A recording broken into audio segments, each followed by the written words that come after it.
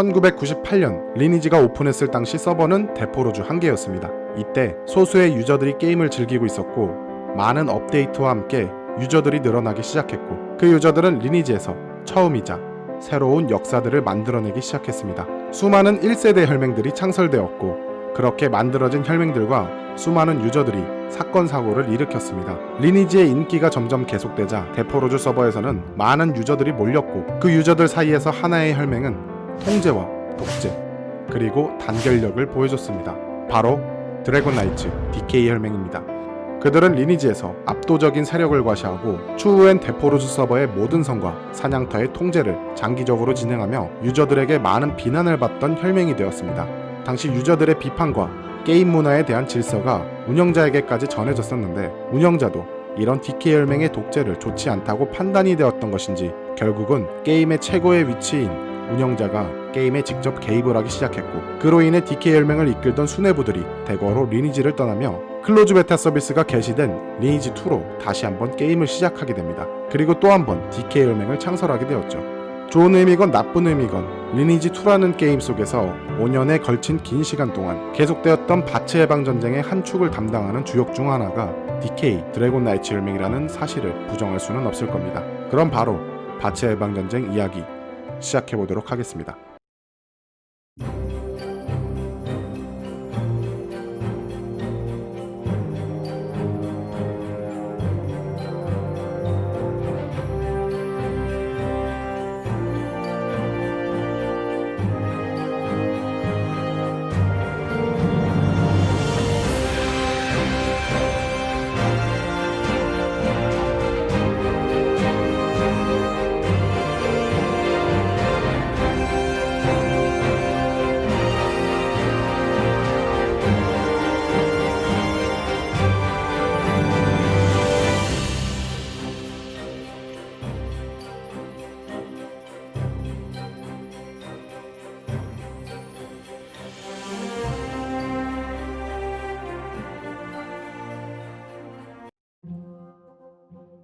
2003년 리니지2 클로즈 베타가 시작을 했고 모든 유저가 공략 방법도 어떤 것부터 시작해야 하는지도 아무것도 모르는 상태로 모두 공평하게 게임을 시작했습니다. 리니지1에서 막 넘어온 DK 혈맹도 마찬가지였죠. 하지만 DK 혈맹원들은 전술적으로 행동했습니다. 리니지2 클로즈 베타 서비스 당시엔 다른 종족의 캐릭터가 타 종족의 마을이나 대륙으로 넘어가는 것이 엄청나게 어려웠던 일이기 때문에 이전 리니지1 DK 혈맹원들은 모두 똑같은 마을에서 캐릭터를 만들어 플레이하는 것이 유리하다고 판단했습니다. 그렇게 대부분 DK 혈맹원들은 엘프라는 종족을 선택하고 엘프 마을에서 세력을 키워나가기 시작했습니다. 이때 리니지에서 리니지2로 넘어온 세력이 DK 혈맹만 있던 것은 아니었습니다. 리니지1을 접으면서 새롭게 리니지2로 넘어온 유저들이 하나의 혈맹을 만들게 되는데 레전드 오브 나이츠 혈맹, 일명 LOK 혈맹을 창설하게 됩니다. 이들은 DK 혈맹과 다르게 인간 종족을 선택하게 되며 마라는 섬에서 모이게 되었죠. 이땐 마라는 섬이 엘프 마을보다 성장이 빨랐고 당연히 DK 혈맹보다 LOK 혈맹원의 성장도 빨랐습니다. 더군다나 리니지2에선 혈맹 레벨이 존재하기 때문에 이런 빠른 성장을 할 수 있는 장소는 혈맹 성장에도 엄청난 도움을 가져다 주었습니다.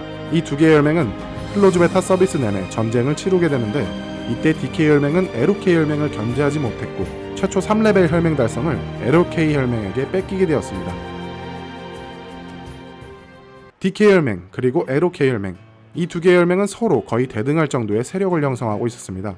하지만 LOK의 혈맹 3레벨 최초 달성은 DK 혈맹에게는 수치였고 달가운 소식은 아니었습니다.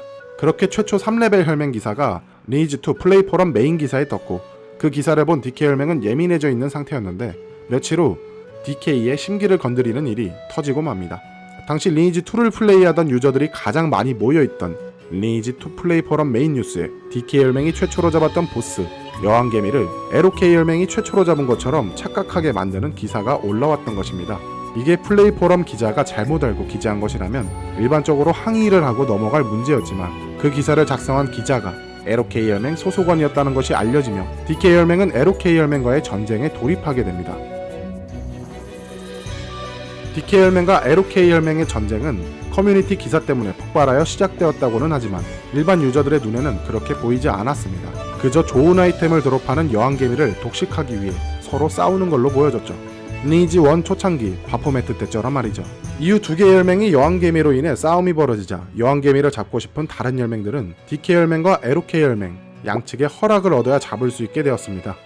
결국엔 여왕개미를 둘러싼 양측의 혈맹전쟁으로 인하여 게임 초기부터 피해를 입은 일반 유저들은 리니지2 플레이 포럼 게시판에 두 개의 혈맹에 대한 항의가 가득 채워졌고, 그것을 본 DK 혈맹 측에서는 일반 유저들에게 피해를 줘서 죄송하다며 전쟁 종료와 함께 일반 유저들을 대상으로 한 사과문을 올려 이를 마무리 지었으나, 사과문이 무색하게도 며칠 뒤에 F던전에서 DK 혈맹원과 일반 유저 간의 사냥터 자리 싸움으로 인해 또 한 번 싸움이 벌어졌습니다.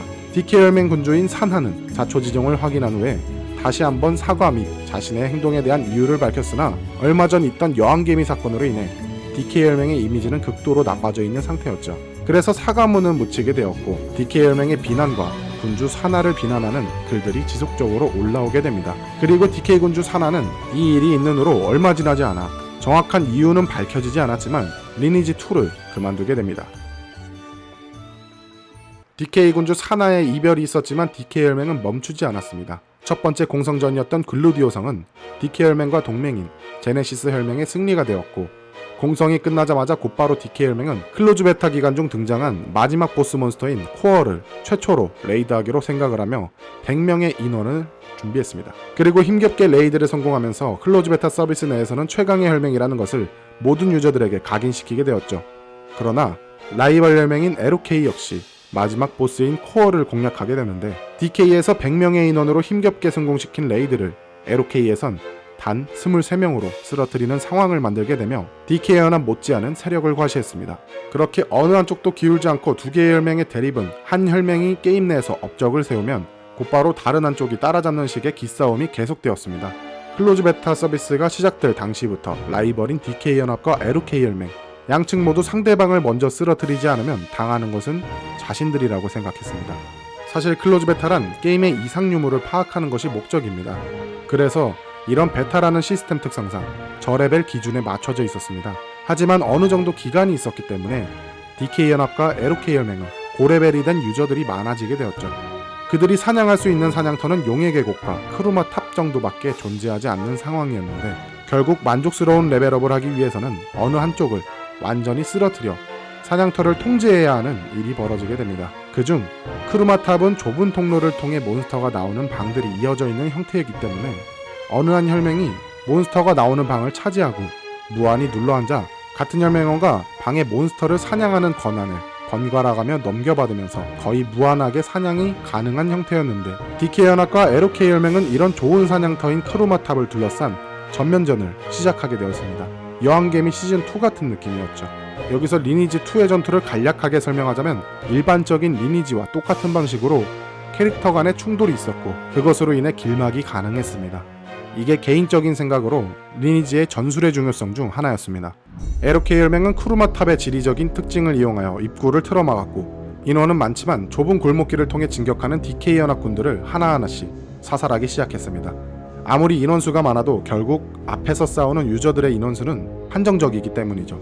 뒤에서 따라오던 DK 연합 인원들은 좁은 통로에서 길막을 당해 이도저도 못하는 상황이었습니다. 맵을 분석해서 지리적으로 우세했던 LOK 혈맹은 이대로만 가면 이길 수 있을 거라 생각하며 열심히 전투를 하고 있었으나, 결국은 인원이 많은 DK 연합에게 조금씩 밀리기 시작했습니다. DK 연합은 앞에서 죽어도 계속 줄줄이 진격을 했고, LOK 혈맹의 막자들을 하나둘씩 처리해가며 길을 열었습니다. 그렇게 점점 입구가 열리자 DK 혈맹도 곧 탑 입구를 봉쇄한 채 죽어서 다시 뒤편에서 돌격해오는 LOK 혈맹원들을 막아섰습니다. 그들의 싸움은 장기전으로 진행되어 밤새 전투를 펼치게 되었었죠. 이때 커뮤니티 게시판은 이들의 싸움에 대한 얘기로 수없이 도배되며 여론몰이에 집중되었습니다. 밤새 진행되었던 장기 전투는 새벽에 끝나게 되는데, DK 연합은 LOK 혈맹의 혈맹원들이 대부분 잠든 새벽 시간을 이용해 기습을 했고, 최전방의 입구를 막고 있던 LOK의 경비 인원들을 죽이기 시작했습니다. 새벽 시간에는 인원이 적었던 LOK 혈맹은 소수의 인원들로 어떻게든 막아보려 했지만 결국 DK에게 밀리게 되며 더 이상 저항하지 못하게 됩니다. 그렇게 이 전쟁 이후 기세가 한풀 꺾인 LOK 혈맹은 산발적인 게릴라 활동을 펼치며 저항을 했지만 이미 기세가 오른 DK 연합을 저지하지는 못했습니다. 이 두 개의 연합이 전쟁을 치룬 이후 군소혈맹이나 일반 유저들은 막대한 피해를 입게 됩니다. 클로즈 베타 때부터 사냥터 통제를 당하게 되죠. 항상 저랩 구간에만 머물러야 했습니다. LOK 혈맹은 2003년 6월에 다시 한번 재정비를 하고 글로디오 공성전을 치르며 DK 연합에게 잠시 승리를 했지만 곧바로 성을 빼앗기게 되었습니다. 글루디오 공성전의 승리는 사실상 클로즈 베타 내내 계속되어 온 DK와 LOK 간의 세력 다툼에서 DK의 완전한 승리를 거둔 것을 의미했고, 클로즈 베타 서비스 종료가 된 이후 LOK 혈맹은 1서버인 바츠 서버를 선택한 DK 혈맹과는 다르게 2서버인 지그하르트 서버를 선택해 DK 혈맹과의 교전을 피하게 되고 이 서버에서 최강의 전투 혈맹이 됩니다. 지금도 그렇지만 옛날부터 1서버는 아주 큰 메리트가 있던 서버였습니다. 현금화가 잘 되거나 사람들이 많이 몰리거나 그만큼 강적이 많이 생기게 되죠. 어쨌든 제일 첫 번째 서버라는 명목이 있었죠. LOK 혈맹은 그런 첫 번째 서버를 포기한다는 것에 대한 의미는 DK 연합의 강함을 유저들에게 한껏 더 보여주게 되었습니다. 클로즈 베타 서비스부터 DK 혈맹은 리니지 1에서 조직된 단결력을 바탕으로 위협적인 라이벌 LOK 혈맹과 끈질긴 싸움 끝에 클로즈 베타 서비스에서 유일무이한 최강의 혈맹을 완성시켰으며, 클로즈 베타에서는 이미 만들어진 리니지 2의 경험과 조직된 혈맹 체계로 오픈 베타에서도 사실상 최강의 혈맹 자리를 예약받은 것과 마찬가지였습니다. 또한 오픈 베타에서 견제 세력이 될 수 있었던 LOK 혈맹마저 DK 혈맹과의 교전을 피해 타 서버를 선택하므로 1서버인 바츠 서버는 DK 세력의 독재를 막을 수 있는 혈맹은 아무도 없게 됩니다. 그들은 훗날 보여주는 하나의 혈맹으로 포갑적인 정치를 예언하듯이 말이죠.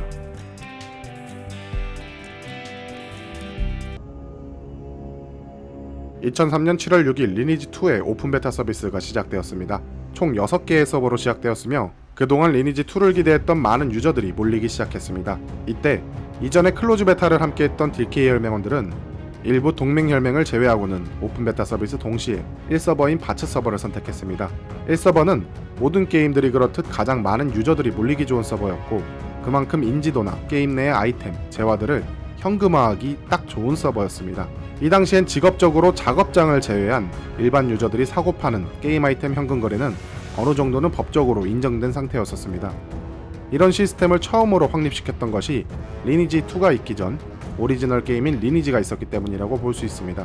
그렇게 1서버인 바츠 서버엔 사람들이 미친듯이 몰리기 시작했습니다.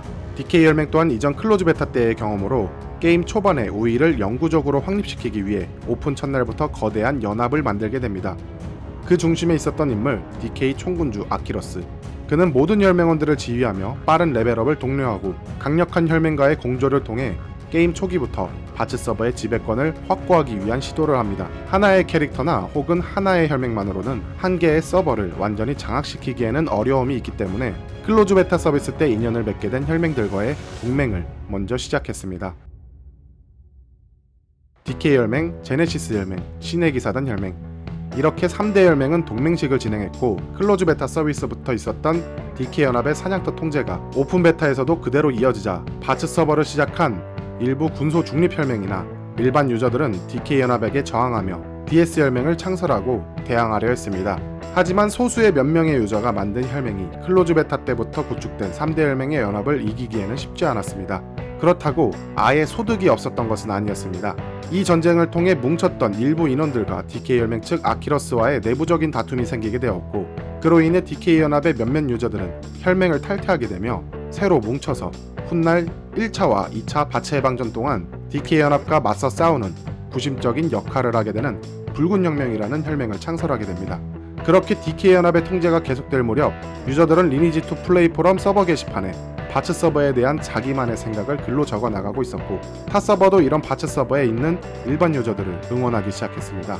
몇 번의 싸움의 끝에 작은 혈맹이나 개개인의 힘으로는 DK 연합을 저지할 수 없다는 것을 깨달은 유저들은 이때부터 DK 연합을 견제할 수 있는 연합 세력을 구축하자는 제안을 하게 되는데, 서버 초기인 시점이라 저레벨 유저가 대부분인 상태에서 DK 연합이 통제하고 있는 고레벨 사냥터인 용의 계곡과 크루마탑에 대한 분쟁은 저레벨 유저들에게는 체감하기 힘든 횡포였기 때문에 큰 성과를 이뤄내진 못했습니다. 그러나 바츠 서버에서 조용하게 게임하던 일부 중립 혈맹들이 본격적으로 DK 연합에게 대항하는 연합 세력을 이루게 되는데, 조용하게 있던 중립 혈맹들이 갑자기 대항연합을 창설하게 된 계기는 이렇습니다. DK 혈맹이 운영을 한 분쟁조정위원회 때문이죠. 짧게 줄여 분조위. 분조위는 DK 연합과 타 혈맹 간의 다툼이 일어날 경우 상대편 혈맹의 캐릭터를 일방적으로 살해하는 DK의 무력 전담반입니다. 리니지2의 게임 시스템상 일반 플레이어가 타 플레이어를 공격하게 되면 카오 성향이 올라가면서 게임상에 많은 불이익을 받게 되는데, 이들은 애초에 그런 불이익을 감수한 채 DK 연합에 반항하는 세력을 없애는 역할을 전담하도록 계획적으로 조직한 집단이었고, 거기에 그치지 않고 혈맹 간의 전쟁과는 전혀 상관없는 일반 유저들을 무차별 학살하는 등 중립을 지키던 혈맹에게까지 그 피해를 끼치고 있었습니다. 분조위가 저지른 만행 중 대표적인 사건은 장학 퀴즈 사건이라고 볼 수 있습니다. 게임상의 중립 유저에게 접근해서 일방적으로 문제를 내고 대답하지 못하면 너는 한국어를 제대로 못하고 한국 문제를 모르기 때문에 작업장에서 아데나를 버는 중국 유저구나 라며 몰아붙여 욕을 하고 죽이는 행동을 수없이 해왔습니다. 추가로 이동 속도가 느린 종족 드워프 여성 캐릭터에게 10초의 시간을 줄 테니 도망가라는 식으로 말을 걸며 조롱하면서 쫓아가서 죽이는 등 일반적인 유저의 눈으로 볼 때는 도저히 참을 수 없는 행위를 일삼고 다녔습니다. 분조위는 바츠 서버에서 DK가 벌이는 횡포의 대명사이자 일반 유저들이 DK 연합을 적대시한 가장 큰 이유 중에 하나가 됩니다. 그래서 결국은 2004년 1월경 클로즈 베타 서비스 당시 LOK 연합 이래 최초로 DK 연합에게 맞서 싸우는 거대 연합인 올포원이라는 연합 혈맹이 창설됩니다. DK 연합과 전쟁을 벌이다가 패배한 드림 혈맹, DS 혈맹을 비롯한 일반 유저들까지 포함하여 수많은 유저들이 참여해서 만든 혈맹이었고, 타 서버의 유저들에게까지 격려가 밀려오는 등 일반 유저들의 환호를 받으며 훗날 바츠 대전쟁에서 실질적 전력은 물론 바츠 연합군의 행동에 정당성을 부여하는 등 바츠 해방전의 상징이 되는 내복단의 전설이 이 시기를 기점으로 최초로 생겨나기 시작했습니다. 그렇게 유저들의 지지를 얻은 올포원은 그 기세를 등에 업은 채 DK 연합에게 전쟁을 선포해왔고, DK가 완전히 점거한 용의 던전에 진격해 전투를 벌이게 됩니다. 하지만 분노와 패기로 뭉친 이들은 처음 겪는 대규모 전투이다 보니 단합이 잘 안되었고, 리니지 초창기부터 리니지2 클로즈 베타를 겪으면서 합을 맞춰온 DK 연합의 위력은 너무나 막강했습니다. 더군다나 올포원 연합이나 DK 연합 그 어디에도 가담하지 않은 채 지속적으로 중립을 유지하려는 혈맹들이 많아서 인원수에도 밀리게 되었습니다. 추후 올포원 연합의 주요 세력으로 떠오르게 되는 해리포터 혈맹도 이 당시에는 고집스러울 정도로 중립을 유지하고 있었습니다. 이런 중립을 유지하는 행위에 반발하는 유저들도 많았으나 게임이지만 한 번이라도 전쟁에 참여해서 눈에 띄게 되고 그 전쟁에서 지기라도 한다면 서버를 이전해야 한다던가, 혹은 혈맹 해체로 이어질 수밖에 없는 리니지2라는 세계에선 자신이 힘겹게 키우고 노력해가며 성장시켜온 혈맹 및 캐릭터를 잃을 수 있다는 입장이기 때문에 현실적으로만 본다면 이런 중립을 고집하며 캐릭터와 혈맹을 지키려던 혈맹들을 비난할 수만도 없었죠. DK 연합과 올포원 연합은 필드 전쟁이 계속되어가는 중 DK 연합이 전쟁을 주도하고 있었습니다. 불리한 와중에 어떻게든 버티고 있던 올포원 연합, 추가로 어이없는 상황이 발생되는데, 올포원의 총군주인 귀존이 혈맹 레벨을 5까지 올리기 위해 게임상의 데이터를 작성하다가 실수로 혈맹을 해산시켜버립니다. 놀란 귀존은 즉각 운영자에게 문의를 해서 수정 요청을 했지만 운영자는 개인의 실수고 게임 시스템상 정상적인 방법으로 혈맹 해체가 되었기 때문에 그의 요청을 거부하였습니다. 몇몇 올포원 혈맹들은 DK 연합에도 비슷한 사건이 있을 때 운영자에게 복구 신청을 해서 복구받았다고 알고 있었는데, 리니지1 초창기 때부터 알고 지내던 운영자들이 DK 연합에게 개입한 게 아닐까라는 생각을 가지게 됩니다. 결국은 혈맹이 해체된 상태로 리니지2 오픈 베타 이후 처음으로 열리는 공성전에서 성을 확보해 DK 연합을 억제하려던 올포원의 작전은 물거품이 되어버렸고, 올포원 혈맹이 사라진 것을 알게 된 DK 혈맹은 홀가분한 기분으로 그동안 암묵적인 공조체제를 구축해오던 정혈맹과 위너스 혈맹을 DK 연합에게 가입시켜 총 5개의 혈맹이 뭉친 거대 연합으로 거듭났으며, 결국 공성전이 시작된 2004년 2월 15일 DK 연합은 5개의 성 중 왕성인 아덴성을 제외한 총 4개의 성을 공략하는 데 성공합니다. 불행 중 다행인 것은 리니지2 왕성인 아덴성만큼은 붉은 혁명을 주축으로 하는 바츠 동맹군이 결사적으로 DK 연합의 공성을 저지하여 리니지2에 존재하는 5개의 성이 모두 DK 연합에게 넘어가는 일만큼은 간신히 막아냈습니다. 그러나 최초의 반 DK 연합이었던 올폰 혈맹이 사라진 후 바츠에는 희망이 사라진 것처럼 보였고, DK에 대항한 혈맹은 무자비한 보복을 받기 시작했습니다. 결국 유저들은 참을 수 없었고 자신이 키우던 캐릭터와 혈맹을 버리고 서버를 옮기기 시작했습니다. 바츠 서버는 암울해져 있었고 리니지2가 오픈한 이래 최단 기간 암흑기가 찾아왔습니다. 그래도 단 하나의 희망이 있었습니다. 과거 DK 연합과의 전쟁에서 패배한 일반 유저 및 중립혈맹, 그리고 DK 총군주 아키러스의 방침에 대해 반발하며 DK에서 탈퇴한 인원들, 추가로 위너스 혈맹이 DK 연합에 가입했을 당시 그에 반발하며 이탈한 인원들이 주축으로 되어 만들어진 붉은 혁명과 울프원 시절부터 계속해서 DK 혈맹에게 저항해온 리벤지스 혈맹의 놀라운 분투를 보여줍니다. 이들은 연합을 구성하지 못한 채 고립되어 절망적인 싸움을 벌이는 와중에도 붉은 혁명과 리벤지스의 분투는 DK 혈맹을 긴장하게 만들기에는 충분했고, DK의 악명 높은 무력 집단인 분조이 파티와의 교전하며 그들을 완전 전멸시켜버리거나 DK가 완전히 장악한 용의 계곡의 깊숙한 곳까지 몰래 침투하여 게릴라전을 펼치기도 한 붉은 혁명의 싸움은 DK 연합의 이론조차 감탄할 수밖에 없었습니다. 그런 인상적인 전투로 인하여 그들은 DK 연합의 독재에 신음하던 바츠 서버의 일반 유저들의 열광적인 환호를 받는데, 그런 성과의 뒤편에는 카오 상태를 불사한 채 싸움에 임하는 붉은 혁명 군주 수가 있었습니다. 수는 자신의 캐릭터가 너무 많은 카오 수치로 정상적인 전투가 불가능한 상황에 처하자 현금 거래를 이용해 타 캐릭터를 구매하여 DK 연합과의 싸움에 임할 정도로 열정을 불태웠습니다. 붉은 혁명, 리벤지스의 노력과 서버 이전 대신 끝내 남아 싸우기로 선택한 소수의 혈맹과 유저들로 인해 거의 붕괴되어 가던 반 DK 측은 겨우 명목으로 남아 세력을 유지할 수 있게 되었지만, 이 당시 서버 게시판에는 그 누구도 이 상황이 호전될 것이라고는 생각할 수 없었습니다. 5월이 되기 전까지는 말이죠. 리니지 때부터 리니지2까지 성을 차지한다는 것은 많은 것을 의미했습니다. 단순히 성을 통해 벌어들이는 아데나를 현금으로 환전하여 얻는 현실적인 수익 외에도 리니지2 서버 내에서 지배적인 세력을 가진 혈맹 중 하나라는 상징성을 가지고 있기 때문이죠. 2004년 2월 15일 상용화 서비스 이후 최초의 공성전이 시작되었으나, 바츠 서버에서는 DK 연합의 혈맹이 아덴성을 제외한 모든 성을 차지하고 있었고, 타 서버에서는 지배적인 세력을 가진 혈맹과 그 혈맹에 도전하는 세력들이 성을 나누어 함락시켜 어느 정도는 서버의 힘의 균형을 맞추게 된 상태였으나, 유독 바츠 서버에서만큼은 DK 연합이 하나의 성을 제외한 모든 성을 점령한 상태로 독재를 보여주고 있었습니다.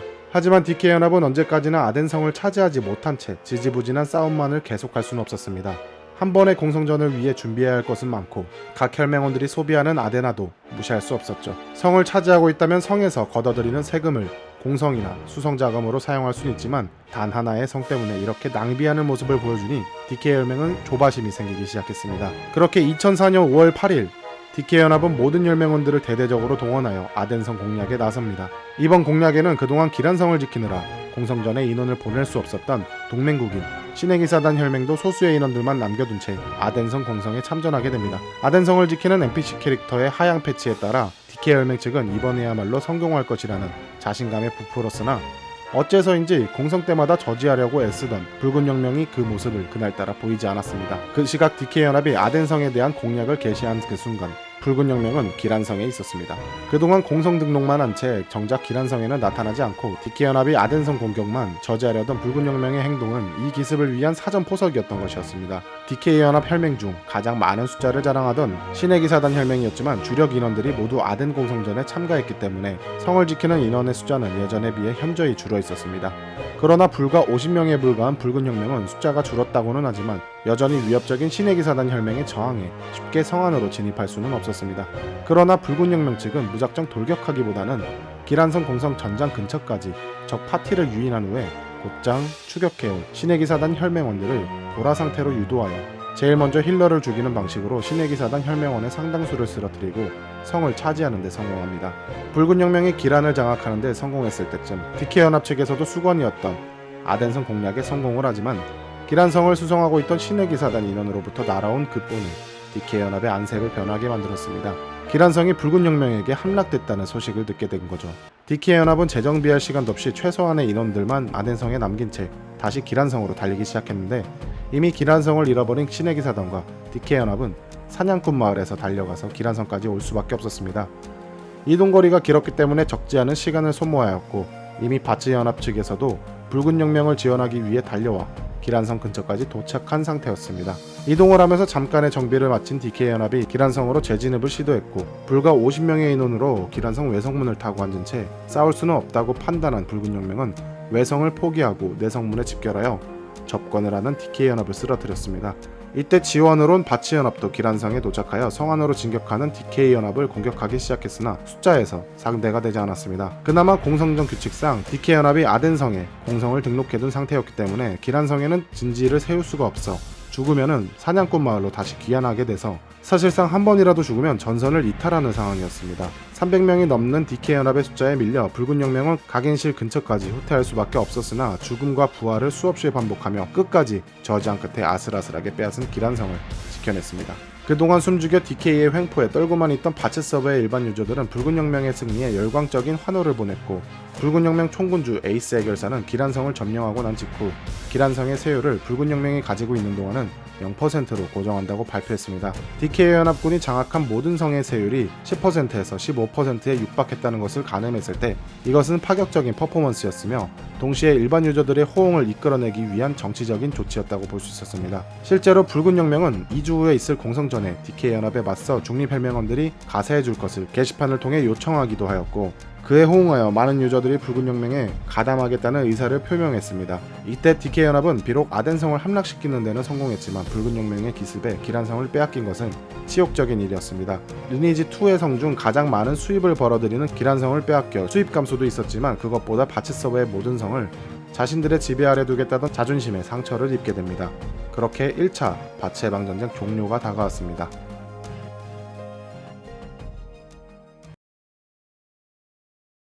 붉은 영명의 기란성 습격을 통한 승리가 각종 커뮤니티에 소문이 퍼지고 이때 DK연합과 싸우기 위해 타 서버에서 바치연합을 도와주러 많은 유저들이 몰리기 시작했습니다. DK연합은 바치연합의 혈맹 규모가 점점 늘어나자 위협을 느끼긴 시작했지만 그래도 아직까지는 DK연합의 힘에 비할 수는 없었습니다. 그래서 당시 DK연합의 총군주를 맡고 있던 섀도우 여솔은 바치연합이 더 커지기 전에 그 싹을 잘라내려고 시도했습니다. 리니지 1부터 리니지 2까지 보통 세력 다툼을 하는 경우는 공성전 그리고 그 외에는 사냥터 통제가 있습니다. 그래서 섀도우 여솔은 고레벨로 가기 위한 필수 사냥터들을 더욱더 강력하게 통제하기 시작하는데 이때 DK 혈맹원들조차 통제하고 있는 사냥터가 아닌 다른 사냥터에서 사냥을 하게 될 경우에는 혈맹 탈퇴로 이어지게 룰을 변경해버립니다. 그만큼 혈맹에 대해서 더욱더 엄격해졌죠. 그렇게 고레벨 사냥터인 용의 계곡은 DK 혈맹원들의 주 사냥터가 되었고 일반 요점 및 바치연합은 실렌의 봉인이라는 용의 계곡보다는 효율이 좋지 않은 사냥터를 몇몇 구역을 나눠 가져 어렵게 레벨업을 할 수밖에 없었습니다. DK 연합의 섀도우 여솔은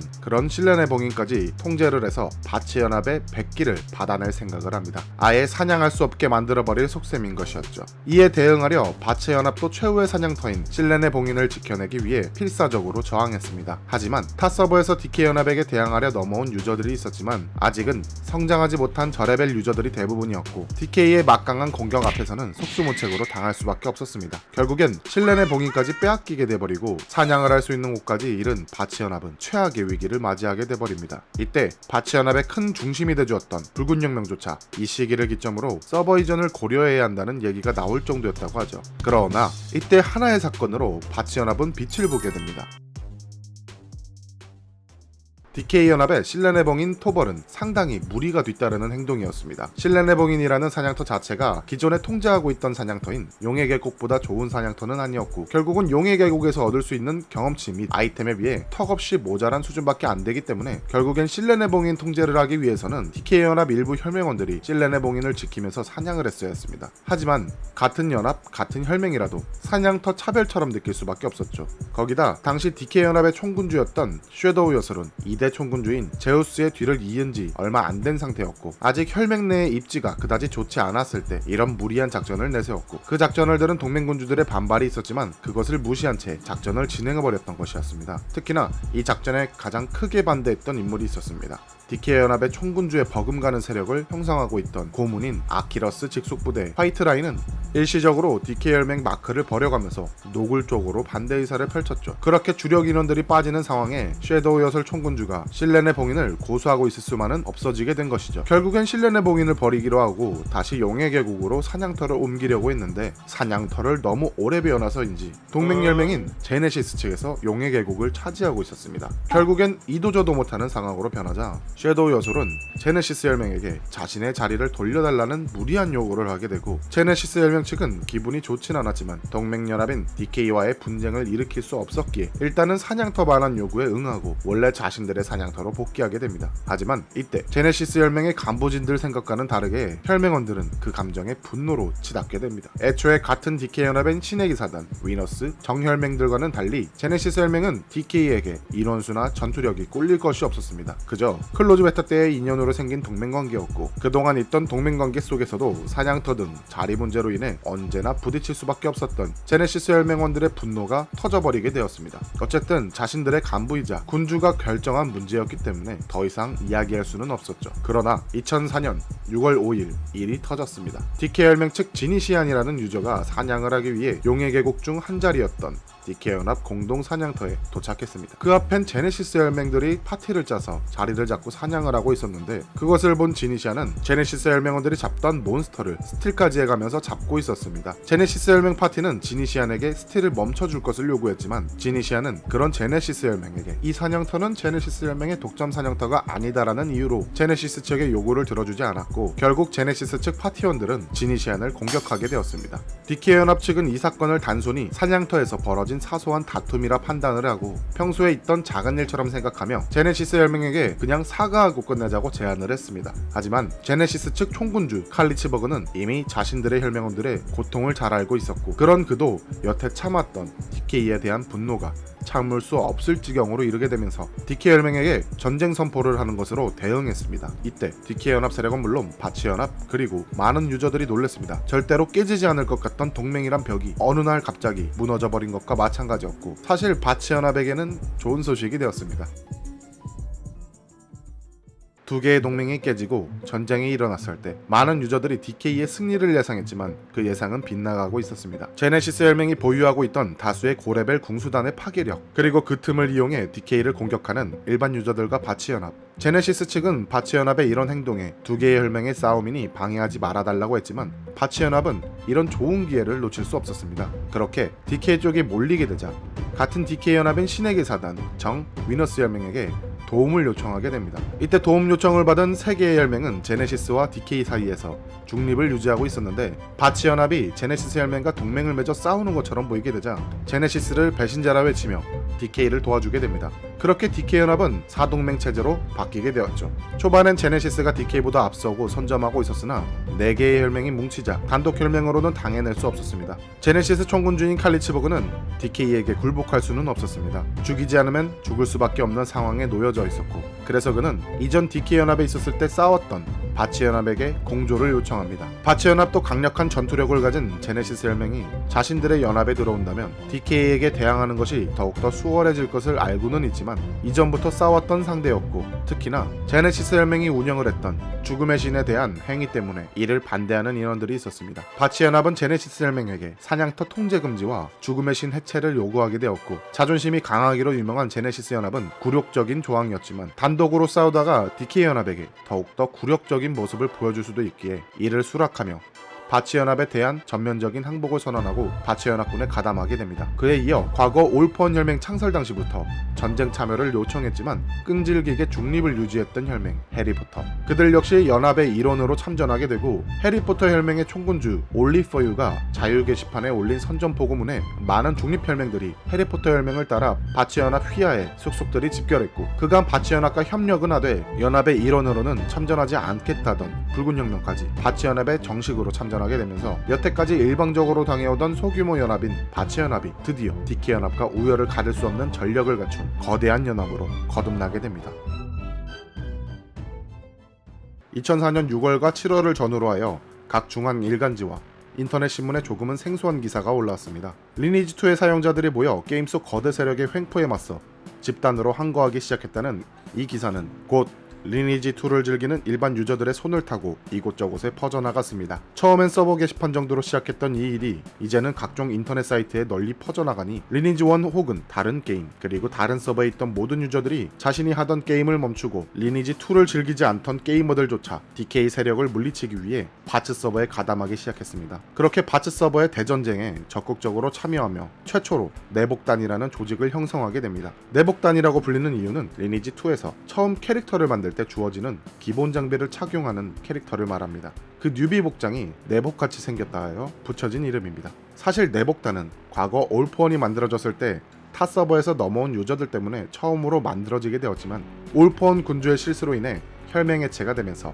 내복단도 잠시 사라졌을 뿐, 이번엔 어마어마한 유저들이 몰리게 되면서 바츠 대전장에 큰 역할을 해주는 특수 집단으로 바뀌게 되었습니다. 내복단의 탄생은 리니지2라는 게임뿐만 아니라 전세계 모든 MMORPG 장르 게임 사상 처음으로 벌어진 사건으로 국내 게이머들 뿐만 아니라 해외 게이머들에게도 이 사실이 전해지며 엄청난 반응을 보여줬고, 지금까지 온라인 게임을 즐기던 유저들의 방향성 자체를 흔든 정신적인 혁명이자 게임 속 하나의 사회를 지킨다는 정치적인 혁명의 속성을 동시에 갖췄습니다. 이 전쟁 시기에 모여든 내복단의 인원수는 최소는 500명, 최대는 1000명까지도 모였고, 그들은 저레벨 캐릭터이기 때문에 캐릭터에 대한 정보다는 독재를 멈추고 자유를 갈망하는 현실 속 농민의 난을 보여주는 듯 했습니다. 어차피 한 명의 DK 고레벨 전사를 당해낼 수는 없지만 각자 9레벨을 찍으며 모탈블로우라는 기술을 이용해 단체로 대항했습니다. 이 기술은 적의 방어력과는 상관없이 일정 확률로 3에서 40가량의 데미지를 입힐 수 있는 스킬이라 한 명의 고레벨 고장비 유저에게 단체로 타격을 입히며 싸우기 시작했습니다. 거기다가 길막을 통해 바치연합군의 공격을 수월하게 만들어주며 동시에 DK연합 진영을 방해했고, DK연합 지휘관들과 비슷한 아이디를 맞춰 거짓 정보를 채팅에 흘려 혼란을 주거나 DK연합 인원들에게 끊임없이 교환 요청을 하며 상대방 캐릭터의 컨트롤을 방해하는 등 기존의 게임 방식과는 다른 방법으로 전투를 행했습니다. 이때 DK연합은 이들의 전력에 크게 당황하며 전쟁에서 잠시 피하게 되었습니다.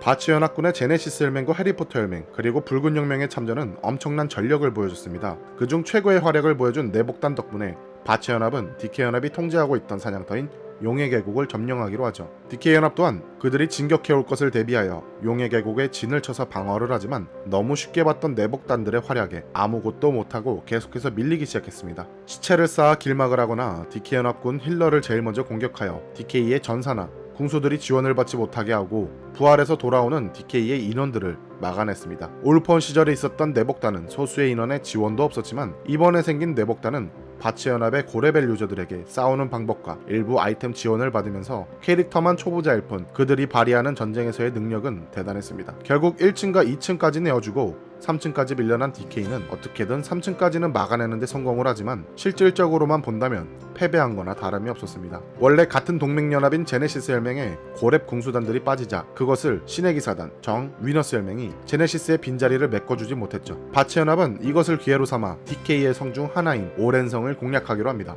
2004년 6월 19일에 시작한 이 공성전도 역시나 내복단들의 활약에 의해 성을 너무나도 쉽게 빼앗기게 되는 DK 연합은 게시판에 내복단의 전술에 대한 비판을 올리게 되는데, DK 혈맹의 카오나 보라 상태를 유도하며 전쟁을 하는 것은 게임의 기본적인 예의를 망각하는 일이라며 언론 플레이를 하기 시작했습니다. 그래도 맨 처음에는 유저들이 DK 혈맹의 말에 동의를 했지만 예전 DK 연합이 보조 캐릭터들을 적당히 키워서 만든 뼈단검 부대라는 것을 조직했었을 때 내복단과 똑같은 방법으로 바치 연합군의 싸움을 방해했었다는 게 밝혀지면서 자신들이 했던 방법을 몇 배로 돌려받은 셈이 되어버렸고, 이때 유저들은 뼈단검으로 흥한 자 내복단으로 망한다라는 얘기가 바츠 서버 내에서 유행처럼 떠돌기 시작했습니다. 예전 붉은 혁명군 기습으로 빼앗은 기란성의 승리가 있었지만 아덴성을 뺏기며 취한 승리였고, 이번엔 전술과 전력을 통한 진정한 승리라고 볼 수 있었습니다. 이를 계기로 바치 연합군의 사기는 절정으로 치닫으며 지금까지 누구도 이길 수 없었을 것 같던 DK 연합의 총공격을 막아내고 오히려 자신들의 힘으로 눌러버렸죠. DK 혈맹의 해산은 시간 문제라는 내용들이 나오기 시작했지만 아직까지 DK 혈맹의 해산을 얘기하기에는 이른 내용이었습니다. 그들이 가지고 있는 리니지2 가장 거대한 아덴성을 차지하고 있었고, 이 전쟁을 통해 DK 연합 일부 인원들이 게임을 포기한 상태가 되었지만 여전히 강력한 전력을 보유하고 있었습니다. 아덴성을 뺏기 위한 바치 연합과 그것을 막아내려는 DK의 거대성, 대전쟁의 막이 올랐습니다.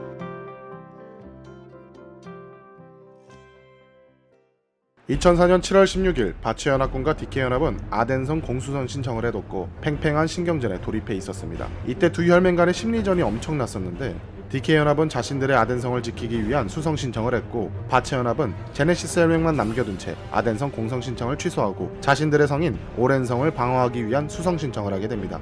이 소식이 DK에게 정보가 들어가자 자신들의 아덴성 공격에 바로 안 올 것이라는 것을 알고는 아덴성 방어를 위한 수성을 취소하고 오랜성 공성 신청을 하기 위해 이동을 하게 됩니다. DK 인원들이 이동 도중 바치연합군은 일부 캐릭터들을 움직여 DK 연합 측 디온성 쪽으로 움직이는 모습을 보여줬고, 그런 모습을 보자 하니 DK는 혼란스러워했습니다. 아덴성 말고 디온성 공격? 아니지, 우리는 오랜성 공격, 아덴 수성? 디온 수성? 그래서 디온성으로 이동 중인 바치연합의 캐릭터들을 모두 죽이고 오랜성에 공성 신청을 합니다. 하지만 그때 바치연합군 군주들은 렌레성에서 이동하여 아덴성 근처 사냥꾼 마을에 모여 있었습니다. 그들은 공수성 신청 마감 시간 약 10여 분 정도를 남겨둔 상태에서 기습적으로 아덴성에 공성 신청을 하여 기습을 할 생각으로 전술을 짜둔 상태였습니다. 혹여나 오랜성을 뺏기더라도 거대성인 아덴성과 맞바꾸는 것이라면 바치연합에게는 엄청난 이득이기 때문이었습니다. 그렇게 다음 날인 2004년 7월 17일 아덴성 공성전에 막이 오르고 바츠 서버가 오픈한 이래 최고의 대전장이 시작되었습니다. 아덴성 앞마당을 가득 채운 DK 연합, 그리고 그들을 공격하는 바치 연합군은 성문을 중심으로 3개의 방향에서 동시에 공격하는 전술을 펼치려 했습니다. 왼쪽에서는 붉은 혁명과 하드락, 그리고 LDC 혈맹, 중앙은 제네시스와 해리포터, 오른쪽에선 제네시스의 군주단들이 혈맹원들의 빠른 부활을 위해 진지를 구축하고 있었습니다. 그러나 DK연합도 만만하게 볼 수 있는 상태는 아니었습니다. DK연합은 바츠 서버 내에서 최강의 전투력을 자랑하는 아키러스와 그를 따르는 DK의 화이트라인, 그리고 악명 높은 무력 집단인 분조위가 움직이기 시작하며 순식간에 오른쪽에서 진지를 구축하고 있던 제네시스의 군주단들을 죽여버리고 전술 없이 개별적으로 달려드는 내복단들 또한 손쉽게 무너뜨렸습니다. 그리고 반원을 그리는 중앙 라인의 바치연합군을 쓰러뜨리며 왼쪽에서 아덴성을 공격하던 붉은 혁명들 라인까지 박살내버립니다. 바치연합은 몇 번의 재정비를 통해 아덴성을 또 한 번 공격했지만 DK의 방어력 앞에 진지 구축을 하지 못한 채 사냥꾼 마을로 강제 기한될 수밖에 없었습니다. DK연합군은 거세게 몰아닥칠 거라 예상했던 바치연합군의 공격이 의외로 쉽게 저지되자 기세가 한껏 고조되었습니다. 특히 공성전 규칙상 단 하나의 진지를 구축하지 못한다면 마을에서 부활할 수밖에 없었기 때문에 다시 공격을 온다는 것은 굉장히 시간이 오래 걸렸기 때문에 DK연합은 그동안 재정비할 시간이 넉넉했습니다. 이때 DK연합군 내부에서 일부 인원들을 남겨두고 원래 자신들의 성인 오랜성을 다시 뺏자라는 의견이 나오기 시작했습니다. 특히나 이전날 DK연합군의 대부분이 오랜성 공성을 등록해둔 상태였기 때문에 공세를 전환하더라도 큰 문제가 없었으며 바치연합군의 주력들이 아덴성 공격에 묶여있는 지금 오랜성은 소수의 리벤지스 혈맹군이 없던 상황이었습니다. 그러나 현재 아덴성을 공격하려는 바치연합군을 염두에 두지 않을 수는 없었습니다. 그에 따라 DK는 일부 혈맹원들을 뽑아 바치연합군의 움직임을 확인하는 정찰병 부대를 만들어 보내게 됩니다. 그렇게 DK의 정찰부대가 바치연합군의 동향을 파악하고 있을 때 방금 전까지만 해도 아덴성에 대규모 공격을 감행하던 바치연합군과 내복단의 모습이 보이지 않았습니다. 소수의 바치연합의 인원들만 보였을 뿐 제네시스 및 바치연합군의 핵심 군주진들의 모습은 어디에도 보이지 않았고 DK연합군은 이것을 전달받자마자 바치연합군이 아덴성을 포기했다고 판단하며 오랜성 근처의 주도단체, 전투 상황을 살피던 신의 기사단 혈맹에게 오랜성의 공격 명령을 전파하며 이어서 아키러스의 직속부대, 화이트와 레드라인 등 DK연합의 핵심 전력들을 이동시켜 곧바로 오덴성으로 역공격을 시작했습니다. 한편 오랜성을 지키고 있던 리벤지스 혈맹은 아덴성 공성의 승리를 기다리고 있었으나 그들에게 들려오는 것은 DK가 오랜성을 역공한다는 소식이었습니다. 그렇게 DK의 총공격이 시작되자 리벤지스 혈맹의 군주 나리타와 바츠 서버 초창기부터 DK 혈맹과 맞서 싸운 야적 등 리벤지스 정예 라인은 어떠한 대가를 치르더라도 오랜성을 사수해야만 한다는 각오로 버텼고 죽음과 부활을 반복하며 싸우고 있었습니다. 이때 아덴성 주요 세력인 DK 인원들이 빠져나간 것을 알게 된 바치연합은 다시 한번 움직이기 시작했습니다. 사실 아덴성을 공격하던 바치연합군은 패주를 한 것이 아니라 사냥꾼 마을에서 벗어나 아덴성 마을 근처에 뿔뿔이 모습을 감춘 채 DK연합의 인원들이 아덴성에서 빠지기만을 기다리고 있었습니다. 그 틈을 타 다시 한번 기습을 하려던 작전이었습니다. 이들의 작전 승리의 가장 중요한 요점은 시간이었습니다. DK연합의 주요 세력들이 돌아오기 전에 아덴성을 함락시켜야 했기 때문이죠. 그렇게 오랜성을 지키던 리벤지스 혈맹에게 DK연합의 주요 세력들이 아덴성에서 빠져나와 오랜성에 공격이 들어왔다는 정보를 받고 아덴성 앞에 있는 DK의 궁수단을 제일 먼저 처리하고 곧장 공성골렘을 뽑아 아덴성의 외성문을 공격하기 시작했습니다. 갑작스러운 기습에 놀란 DK연합은 이것을 막기 위해 총공격을 퍼부었지만 외성문은 순식간에 박살났고 외성문 안으로 밀려들어오는 바치연합군은 곧바로 내성문까지 순식간에 부숴버렸습니다. 상황이 급박하게 돌아가자 DK연합 측은 오랜성을 공격하고 있는 주요 세력들에게 이 상황을 알리고 긴급히 귀환 명령을 내리게 되었습니다. 그렇게 상황 전파를 들은 아키러스 외 주요 라인들은 오랜성을 포기하고 바로 마을로 귀환을 했습니다. 그러나 그들 앞엔 내복단이 서 있었죠. 그것도 마을 입구로 막은 채로. 급한 마음으로 보라 상태를 무시하고 내복단들을 죽이기 시작했습니다. 하지만 내복단들은 한 걸음도 물러서지 않았고 시간을 끌어주었습니다. 오히려 아덴성을 공략하던 바치연합 일부 인원들이 내복단 뒤에 서서 DK 주력 부대를 공격하기 시작했습니다. 아키러스는 아덴성을 지키는 총군주 섀도우 여솔에게 자신들은 내복단에 의해 마을조차 나가지 못한다고 전했고, 주력 세력이 없는 DK 연합은 아덴성을 지키지 못한 채 전멸하게 됩니다. 그렇게 9시 45분 드디어 제네시스 혈맹군주 칼리츠버그는 아덴성의 각인실을 점거하고 성을 빼앗는데 성공하게 됩니다. 이날 DK 연합의 견고한 지배 체제에 상징과도 같았던 아덴성을 완벽한 작전으로 함락시킨 바치 연합군의 전력과 기세는 정점을 찍었으며, 오랜 시간 동안 계속되었던 DK 연합의 포갑적인 통제가 종식되었음을 실감할 수 있었습니다. 수많은 일반 유저 그리고 바치 연합군들은 이제 더 이상 바츠 서버는 저주 서버가 아닌 축복받은 서버로 거듭날 것이라는 희망에 모두들 부풀어 있었습니다. 그러나 DK 연합은 아직 패배를 인정하지 않았습니다. 모두들 바치 연합군의 승리와 DK 연합의 몰락을 얘기하고 있을 때 DK 연합 내부에서는 새로운 바람이 불어오고 있었습니다. 섀도우 여솔이 총군주 자리에서 내려오게 되며 주력 라인을 통솔하던 아키러스가 DK 연합의 총군주에 취임하게 되면서 새로운 DK 연합의 전투 방식을 형성하게 됩니다. 그리고 자유에 목말라 하던 바치 연합군 내부에서도 DK 연합군을 없애기 위해 모여있던 인원들이 DK가 사라질 것을 예상하자 이런 명분을 위해 덮어두었던 문제점들이 하나둘씩 드러나며 내부에서 균열이 생기기 시작했습니다. 이제 바치 연합군은 DK 외에도 내부의 분열도 해결해야 했습니다.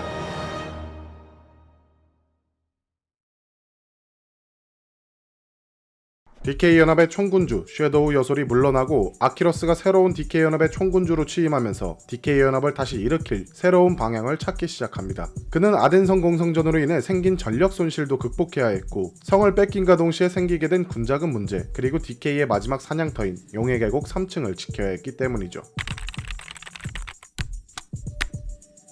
DK 연합은 많은 혈맹들과 전쟁을 벌이면서 전투에 필요한 물품을 구매하는 비용이 많이 나갔습니다. 하지만 그만큼 전투를 펼쳐서 승리를 한다면 벌어들이는 돈이 있었고, 특히나 성을 통해 얻을 수 있었던 세금이 있기 때문에 혈맹을 운영하는 데에는 크게 문제가 없었습니다. 그러나 바치 연합에게 가장 큰 수익을 벌어다주는 아덴성을 빼앗기게 되고, 계속되는 전투 속에 필요한 소모품을 구입하는 돈이 점점 바닥을 보이고 있었습니다. 그래서 각 DK 연합의 혈맹들에게 혈맹 운영비를 걷어가면서 연합을 유지하고 있었는데, 그것에 지친 연합원들이 아키러스의 시야에 들어오기 시작했습니다. 총군주로 취임한 지 얼마 되지 않아 가장 큰 시련이 생겨오니 연합의 재정난이 생긴 이때가 바츠 대전쟁을 통틀어 가장 어려웠던 시기였다고 했습니다. 결국 아키러스는 큰 결심을 하게 되면서 운영비를 걷어오던 체제를 당분간 폐지하기로 하고, 자신의 개인 사비로 혈맹 전쟁에 드는 비용을 모두 충당하겠다고 선언합니다. 그리고 실제로 각 혈맹 라인에게 1000만 아데나씩을 지원하면서 당장 혈맹의 전쟁 지속에 필요한 재정난을 해결했습니다.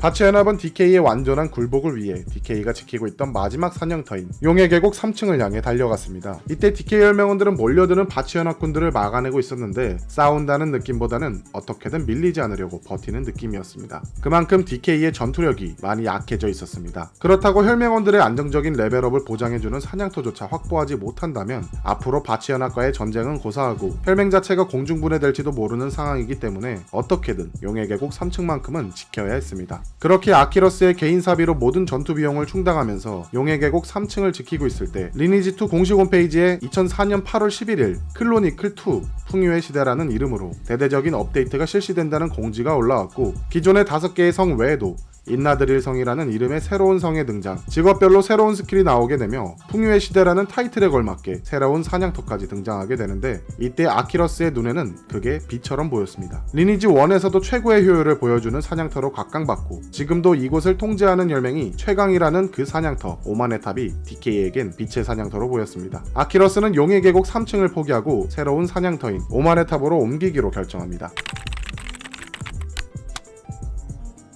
오만의 탑을 점령하는 일이 결코 쉽지는 않았습니다. 탑의 하층부에서는 어느 정도 사냥이 가능했지만 바치 연합이 따라와서 매번 방해를 했고, 결국 바치 연합과의 교전을 피해 사냥을 하려면 고층으로 갈 수밖에 없었는데, 오만의 탑 고층 몬스터는 너무나도 강력했습니다. 혈맹의 평균 레벨은 60레벨대였는데 그것을 뛰어넘는 70레벨대의 몬스터들이 무리를 짓고 있었고, 서버의 최고 레벨인 75레벨보다 더욱 높은 80레벨의 몬스터까지 출몰했습니다. 거기다가 접근성 문제까지 좋지 못했습니다. 마을에서 오만의 오만의 탑을 순간이동을 할 수 있는 게이트키퍼가 지원되지 않는 상황이기 때문에 결국에는 수동으로 걸어 올라가야 했습니다. 그러나 그 시간이 1시간 이상을 걸릴 정도였고 이동 도중에 바치 연합군이나 내복단의 습격을 받는 위험도 있었습니다. 이런 열악한 상황 속에 DK 인원들은 어떻게든 8층부터 10층의 고층을 목표로 새 파티를 만들어 동시에 움직여가면서 길을 뚫어나간 끝에 오만의 탑의 새로운 사냥터를 개척하는 데 성공을 하면서 DK의 부활의 발판을 마련합니다. 그리고 아키러스는 승자의 기쁨에 취해 있는 바치 연합군의 상황을 조용히 지켜보기 시작하면서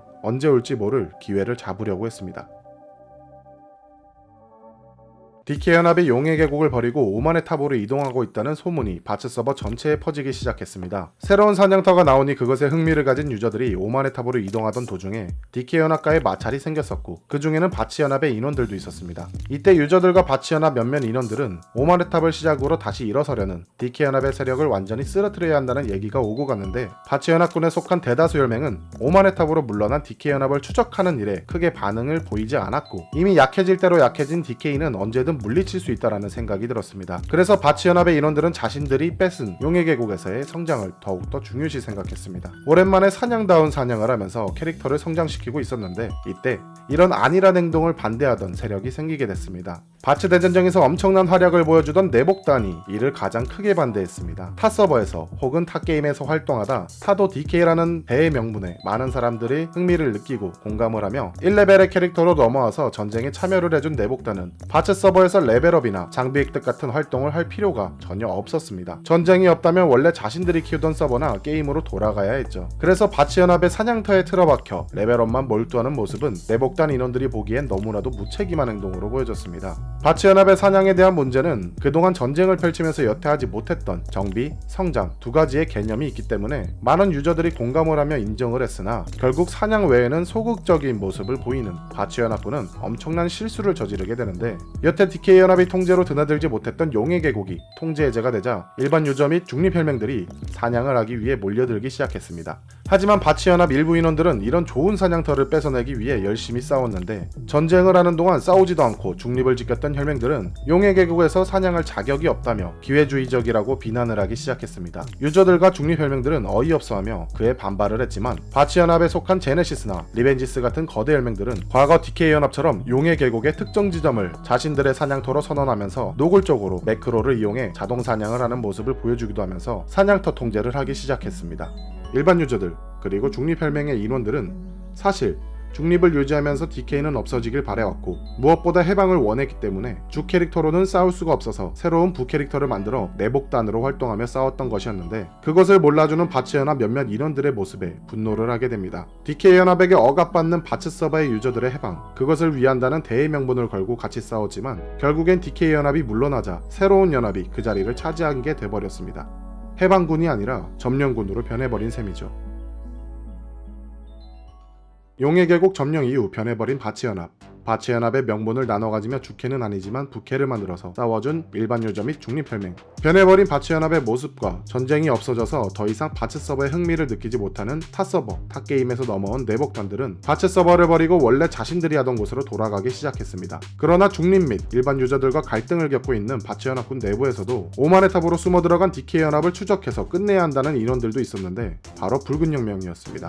이들은 전쟁으로 잃은 경험치나 아이템 손실에 대한 복구에 치중할 것이 아니라 어차피 우리가 피해본 만큼 DK 연합은 더 큰 손실을 봤을 거라며 이때를 노려서 오만의 탑에서 재정비를 하려는 DK 연합의 항복을 받아내야 한다고 주장했습니다. 하지만 바치 연합군의 대부분 혈맹들은 고레벨들이 뭉쳐있는 DK 연합도 힘들어하는 오만의 탑을 굳이 뺏어서 힘들게 사냥할 필요가 있냐라는 말이 나왔고 그에 이어 붉은 혁명 측은 DK 연합을 오만의 탑에 계속 방치하게 되면은 내복단들이 빠진 지금 시간이 흐를수록 우리 연합이 약해질 것이라고 격차를 제대로 벌리려면 지금 공격해야 한다며 계속해서 DK 연합의 완전한 항복을 받아내야 한다고 주장했지만 그 주장은 이미 통하지 않았습니다. 붉은 혁명은 바치 연합군의 이런 소극적인 행동을 못마땅해 했는데 레벨이 낮은 인원들이 가지고 있던 연합 혈맹들은 그렇다 쳐도 어느 정도 고레벨이 있고 인원도 많은 제네시스나 리벤지스가 이전 DK와 똑같은 행동을 하고 있으니 답답할 뿐이었고 결국엔 초심을 잃고 더 이상 DK 연합과 전쟁을 지속할 의지가 없는 바치 연합군에 남아있을 이유는 없다며 바치 연합군을 탈퇴하고 과거와 마찬가지로 독자적인 노선을 걷기 시작했습니다. 하지만 제네시스나 리벤지스 혈맹에서도 자신들에게 가하는 붉은 혁명의 비난을 못마땅하게 여겼습니다. 그동안 오랜 전쟁으로 평균 레벨도 떨어졌고 RPG 게임상 캐릭터의 성장이 주 컨텐츠인데 너무 싸움만을 원하는 것처럼 보이는 붉은 혁명의 주장은 납득할 수 없었습니다.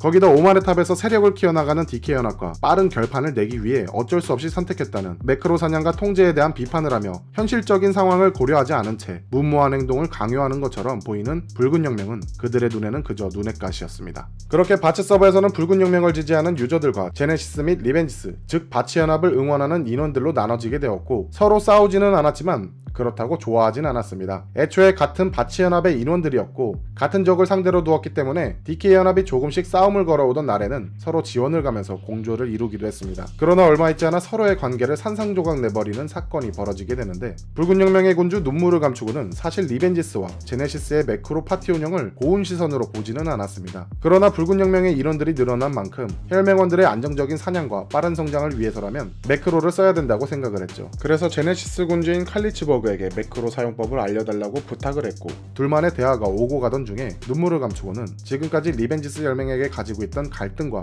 불만들을 칼리츠버그에게 털어놓으며 상담을 하고 있었습니다.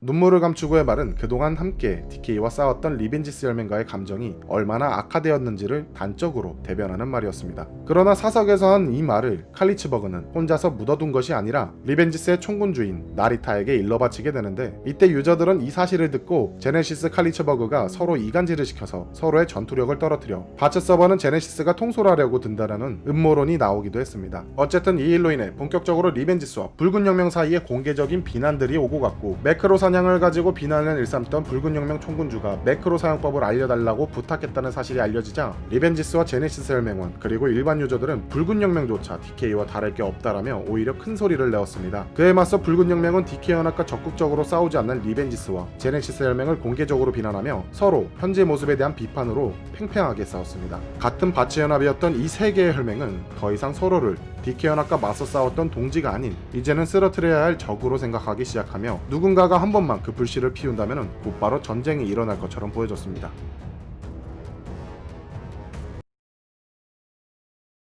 붉은 혁명과 리벤지스의 갈등이 고조되던 시기에 DK 혈맹이 리벤지스 혈맹이 소유했던 오랜 성을 기습해서 성을 뺏기는 일이 일어났습니다. DK 연합은 오만의 탑에서 어느 정도 세력을 수습하고 흩어졌던 혈맹원들을 모아 다시 일어서고 있었습니다. 그러나 아직까지 예전처럼 완전한 전투력을 회복하진 못했죠. 우선 바츠 서버의 최고의 적 DK 연합이 뺏은 오랜 성을 다시 되찾기 위해 붉은 혁명과 리벤지스 그리고 제네시스 혈맹은 서로 도와 오랜 성을 다시 탈환했습니다. 거기서 오랜 성의 주인은 붉은 혁명이 가져가게 되고 다음날 벌어지는 디온성 공성 때는 리벤지스 혈맹이 디온성을 차지하기로 세 개의 혈맹이 사전에 합의를 봤습니다. 그렇게 디온성 공성전이 시작되었고 결과는 역시 바치 연합이 이기는 싸움이었습니다. 이제 리벤지스는 약속대로 디온성 각인실에 들어가서 성을 먹기만 하면 되는데 각인실에는 붉은 혁명의 인원들이 둘러싸은 상태였습니다. 리벤지스의 총군주인 나리타는 성을 먹어야 하니 길을 비켜달라고 했지만 붉은 혁명은 그것을 무시한 채 디온성 공성전에서의 합의를 무시하고 오랜 성에 이어 디온성까지 차지해버렸습니다. 그렇지 않아도 사냥터나 매크로 파티 문제로 싸우고 있던 두 개의 혈맹이었는데 약속까지 무시하고 디온성을 각인하는 모습을 눈뜨고 지켜볼 수밖에 없었던 리벤지스 혈맹의 분노는 폭발하게 됩니다. 나리타는 붉은 혁명의 총군주인 눈물을 감추고에게 그 이유를 물었으나 붉은 혁명 측의 대답은 리벤지스와의 더 이상 같은 길을 갈 수 없으며 리벤지스가 바치 연합에서 탈퇴하지 않는 이상 자신들은 바치 연합과의 어떠한 공조도 하지 않겠다며 공표를 했고 그런 대답을 들은 리벤지스는 붉은 혁명에 대한 태도에 더욱더 크게 분노하며 이제는 참지 않고 싸우겠다며 전쟁을 선포했습니다. 이 사건을 들은 같은 바치 연합인 제네시스 혈맹은 리벤지스 혈맹의 편을 들어주며 과거 DK 연합을 쓰러뜨리기 위해 함께 싸웠던 그들이 이제는 서로에게 칼을 겨누기 시작하며 싸우기 시작했습니다. 제일 처음으로 붉은 혁명은 용의 계곡에서 매크로를 돌리고 있던 리벤지스 혈맹 인원들을 몰살시켰고 두 개의 혈맹이 힘을 합치면 아무리 붉은 혁명이 강해졌다 하더라도 이길 수 있는 상대가 아니다라는 생각에 여러 파티를 나누어 게릴라전을 펼쳤습니다. 거기에 이어서 바츠 서버 일부 유저들은 DK와 똑같은 바치 연합이야말로 없어져야 한다며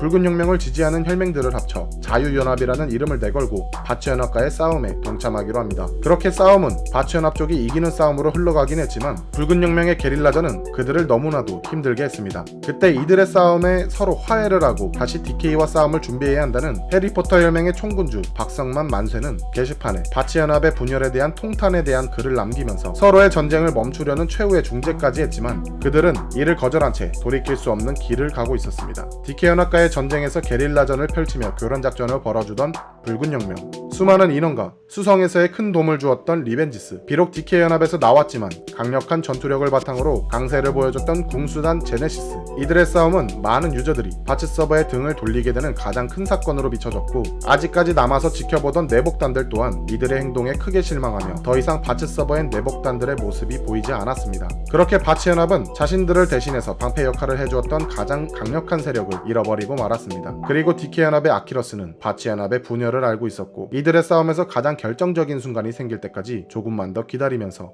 참고 있었습니다.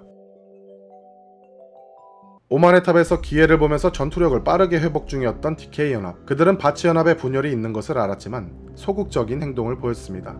아직 기회가 오지 않았다라는 것을 알았던 DK 총군주 아키러스는 간간히 용의 계곡에 소규모 파티만을 보내서 싸움을 걸었고 서로가 전투를 벌일 때 중간에서 분탕을 치기도 했습니다. 그렇게 조금씩 시간이 흐르고 2004년 12월 19일 붉은혁명과 리벤지스 그리고 제네시스 혈맹의 바치연합 대전쟁이 반발했고 DK 아키러스는 드디어 오랫동안 은둔하며 성장만을 하던 오만의 탑에서 나와 여태 만발의 준비를 하고 있던 모든 DK 연합에게 이제 때가 됐다라며 작전을 전파합니다. 이때 바치연합끼리의 싸움은 끝까지 반대하며 화해를 시키려고 중재를 했던 해리포터 혈맹의 박성만 만세는 자신의 말은 더 이상 통하지 않자 이 모든 일에 환멸을 느끼게 되면서 결국 해리포터 혈맹은 바치연합에서 빠지고 다시 중립혈맹으로 돌아가게 돼버립니다. 12월이 지나고 2005년 1월이 되었을 때 바치연합 간의 싸움은 지속되고 있었습니다. 싸움이 길어질수록 전쟁을 제대로 수행할 수 없을 정도로 상황이 악화되고 있었고 DK연합과의 싸움이 익숙했던 리벤지스와 제네시스는 아직까지 건재했습니다. 하지만 자유연합 그리고 붉은혁명은 더 이상 이 전쟁을 계속하기에는 어려울 정도로 무너지고 있던 상태였고 여기서마저 진다면 연합 해체와 혈맹 해체를 하면서 바치 서버를 떠나야 했습니다. DK 총군주 아키러스는 이런 상황들을 잘 파악하고 있었고 붉은혁명과 자유연합에게 자신들의 연합에 들어오라며 설득을 하기 시작했습니다. 말도 안 되는 일이었지만 막다른 궁지에 몰린 자유연합은 예전 제네시스가 그랬듯이 DK연합의 일원으로 들어갔고 끝까지 공조 요청을 반대하던 붉은혁명은 바치 서버에서 혈맹 문장을 지키며 이름만 보존하는 작은 혈맹으로 전락하게 됩니다. 그리고 과거 DK의 정치 문제로 비난하던 유저들이 아직까지 존재했지만 이제는 바치연합을 DK보다 더 싫어하는 유저들이 생기게 되면서 아키러스의 설득으로 인해 많은 유저들까지 포섭하게 되었고 이제 더 이상 바치연합이라고 볼 수 없는 구바치연합 세력을 하나둘씩 처리해 나갔습니다. 글류디오성을 시작으로 오렌성, 디온성에 이어 수많은 희생을 치르고 얻었던 아덴성마저 DK연합에게 너무나도 쉽게 빼앗겨버렸고 붉은혁명, 자유연합과의 싸움으로 인해 전투력 손실은 물론 여태까지 조용히 오만의 탑에서 성장을 한 DK연합의 전투력의 차이는 너무나도 컸습니다. 거기다가 자신들을 대신해 화살과 마법을 맞아주던 내복단조차 없어지니 구바치연합은 파멸의 길을 걷게 되었습니다. 리벤지스 혈맹은 이미 더 이상 전투를 할 수 없을 정도까지 망가졌으며 거기에 마지막으로 바치연합의 최후의 희망까지 꺾어버리는 배신이 일어나게 되는데 과거 1차 대전쟁 당시 바치연합군의 선봉에서 전투를 펼친 수원성의 혈맹의 총군주이자 중립을 선언한 해리포터와 더킹 혈맹 등이 포함된 유벤투스 동맹의 수장이었던 칼데스마가 자신들이 소유한 하인의 성을 DK연합에게 바치며 투항을 하게 됩니다. 하인의 성은 바치연합의 마지막 성이자 최후의 희망이나 마찬가지였죠. 이때 DK연합의 아키러스는 이들을 무시하면서 아랫사람처럼 대하는 것이 아닌 동등한 조건의 위치에 자리를 주기 시작했습니다. 신의 기사단과 정혈맹에게 각각 붉은혁명의 소수 인원들과 자유연합에 소속되었던 인원들을 나누어 가입시켰고 유벤투스 동맹을 AK혈맹이라는 새로운 혈맹을 창설시키며 인원을 배분해서 소속시켰습니다. 그러면서도 그 AK혈맹의 부군주로 칼데스마를 임명하는 유화적인 모습을 보여줬고 마지막 남은 바치연합군 세력을 이끌고 투항한 칼데스마는 훗날 AK의 총군주 자리까지 오르게 되며 제2차 바치 대전쟁에서 중요한 인물로 부상합니다. 이제 DK연합은 1차 대전쟁이 있기 전에 DK연합보다 더욱더 커졌고 그들의 전투력 또한 이전보다 더욱더 강해졌습니다. 한 명의 지휘관이 바뀌자 많은 것이 변하기 시작했고 그런 아키러스의 모습을 지켜보는 DK 혈맹원들은 그에 대한 믿음이 강해졌습니다. 아키러스는 이전 구 바치연합의 모든 인원들을 이유가 없어도 죽여야 하는 무한 척살 명령을 내립니다.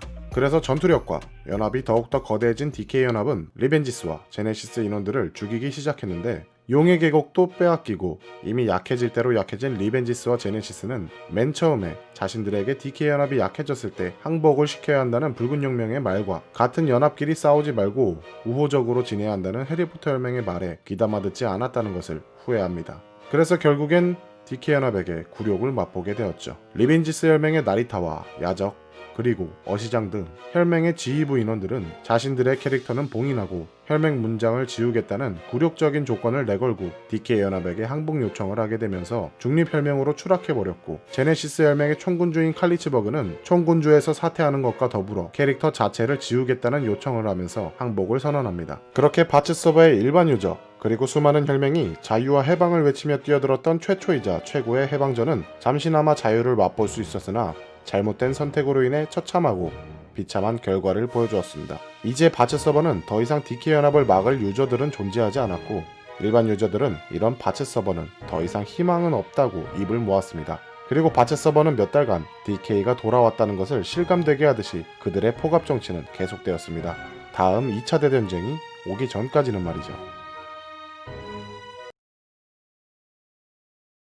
리니지2 바츠 서버엔 DK 연합을 막을 세력은 존재하지 않았습니다. 이전 바츠 연합의 제네시스와 리벤지스 혈맹의 일부 유저들이 남아서 DK 연합에게 저항하려 했었으나 너무 강한 DK 연합에겐 소용이 없었고, 이전 독재 정치보다 더욱더 강하게 서버를 통제하고 있기 때문인지 이런 소수의 저항군에게 간섭하지 않으려 일반 유저들과 중립 혈맹들은 저항군이 사냥 시에 파티를 요청한다면 그것을 거절한다거나 그 자리를 피했습니다. 만약 저항군을 도와주는 행동을 하게 된다면 DK 연합에게 어떤 식으로 보복을 당할지 모르기 때문이죠. DK 연합은 오마레타 미우 그리고 총군주가 아키로스로 바뀌면서 더욱더 강해져 있었습니다. 그들은 바츠 서버의 모든 통제권을 가지고 있었기 때문에 24시간 동안 매크로 사냥은 기본이며, 게임 내에서 효율이 가장 좋은 사냥터는 아키존이라는 총군주 아키로스존을 뜻하는 사냥터도 만들게 됩니다. 그리고 DK에 대한 험담이나 그들이 정해놓은 바츠 서버에서 법에 대한 불만을 가지게 된다면 분조이와 같은 척살단들이 움직이기 시작하며 그 캐릭터는 DK 시야에 보일 때마다 끔찍한 고통을 받는 척살 명령이 내려지기도 했습니다. 그러나 이 정도 문제는 아무것도 아니었습니다. 이전까지 DK 연합은 그냥 게임만 평범하게 한다면 일반 유저들을 건들 일이 없었죠.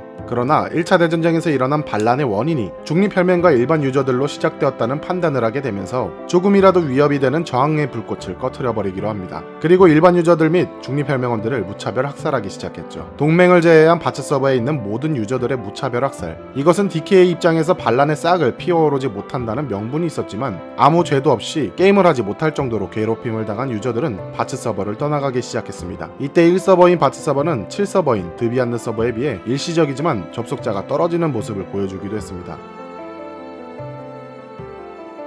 2005년 4월 9일 DK 연합은 신의 기사단, 정, 위너스, AK 혈맹들과 함께 기란항구에 모여 새로운 마음가짐으로 동맹식을 거행하게 되면서 연합끼리의 결속을 다시 한번 다지게 되었습니다. 그리고 많은 서버에서 도전하고 실패했던 지룡 안타라스 토벌을 개최하는데, DK 연합의 인원이 모여있을 때 그 규모는 1000명의 인원이 모여들었고 리니지2 최초로 안타라스 토벌을 성공시켰습니다. 이 당시 안타라스 토벌을 하게 된 이유가 리니지2 모든 서버 중 1서버인 바츠 서버를 통치하는 DK 연합이 가장 강한 연합이라는 자랑하기 위함도 있었다고 전해졌습니다. 그렇게 무차별 학살이 계속되던 시간을 보낸 2005년 6월 26일 바츠 연합이었던 붉은 혁명은 DK에 대한 분노가 그 정도를 넘어섰던 것인지 아주 침착하고 차갑게 돌변하며 또 한 번 반란의 준비를 하고 있었습니다. 그리고 비슷한 시기에 페르소나라는 이름으로 재편을 한 제네시스 혈맹과 리벤지스 혈맹이 중립을 버리고 전투 혈맹으로 바꾼다고 선언을 하게 되죠. 하지만 그들에게 승산은 없었습니다. 붉은 혁명과 리벤지스의 앙금은 아직 풀리지 않았고 옛날보다 인원수나 강함이 몇 배는 더 거대해진 DK 연합을 이긴다는 생각은 할 수 없었습니다. 그들이 선택한 건 DK 연합을 피하면서 조용히 게임을 하던 중립 혈맹들의 포섭이었죠. 어떻게든 설득해서 바츠 서버에 있는 중립 혈맹들과 일반 유저들이 뭉쳐야 DK 연합의 통제와 학살을 막을 수 있다고 생각을 했습니다. 그러나 아무리 설득을 해도 소극적인 행동을 보이는 중립 혈맹들은 우리가 아무리 뭉쳐봤자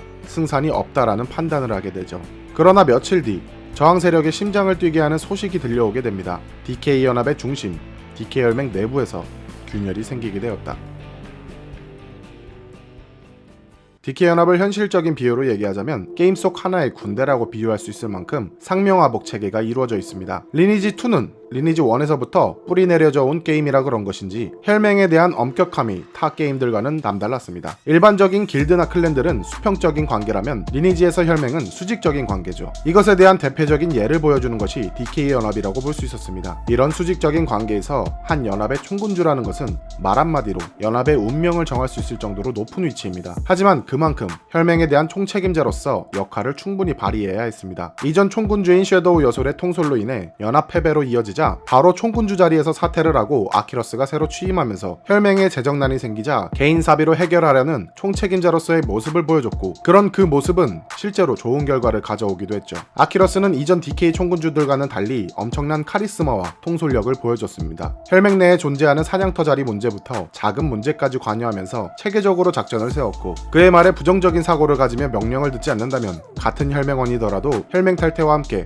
척살 명령이 내려지기도 했죠. 많은 유저들은 독재 통치자라고 말을 하지만 그것에 반해 다시 한번 복귀하는 DK 인원들이 생기게 되었고, 새로 가입하는 신규 유저들도 생기게 되었습니다. 혈맹의 인원이 늘어나자 아키러스는 좀 더 체계적인 모습을 갖추게 되는데, 여기서 많은 문제들이 발생되었습니다. DK 연합은 5개의 거대 혈맹들과 동맹으로 이루어진 대규모 조직입니다. 이런 동맹 말고도 각 혈맹마다 관리하는 라인 혈맹들도 존재하죠. 그렇기에 총군주 말고도 각 라인을 관리하는 간부진들 또한 존재합니다. 아키러스는 혈맹 내에서 지켜야 할 사항들을 공지하며 자신이 총군주로 있는 동안은 무조건 지키게 만들었습니다. 그러나 너무 많은 인원 때문이었을까요? 역시나 룰을 어기는 일부 혈맹원들이 존재했고, 같은 혈맹원들끼리 싸우는 일이 종종 발생되기 시작했습니다.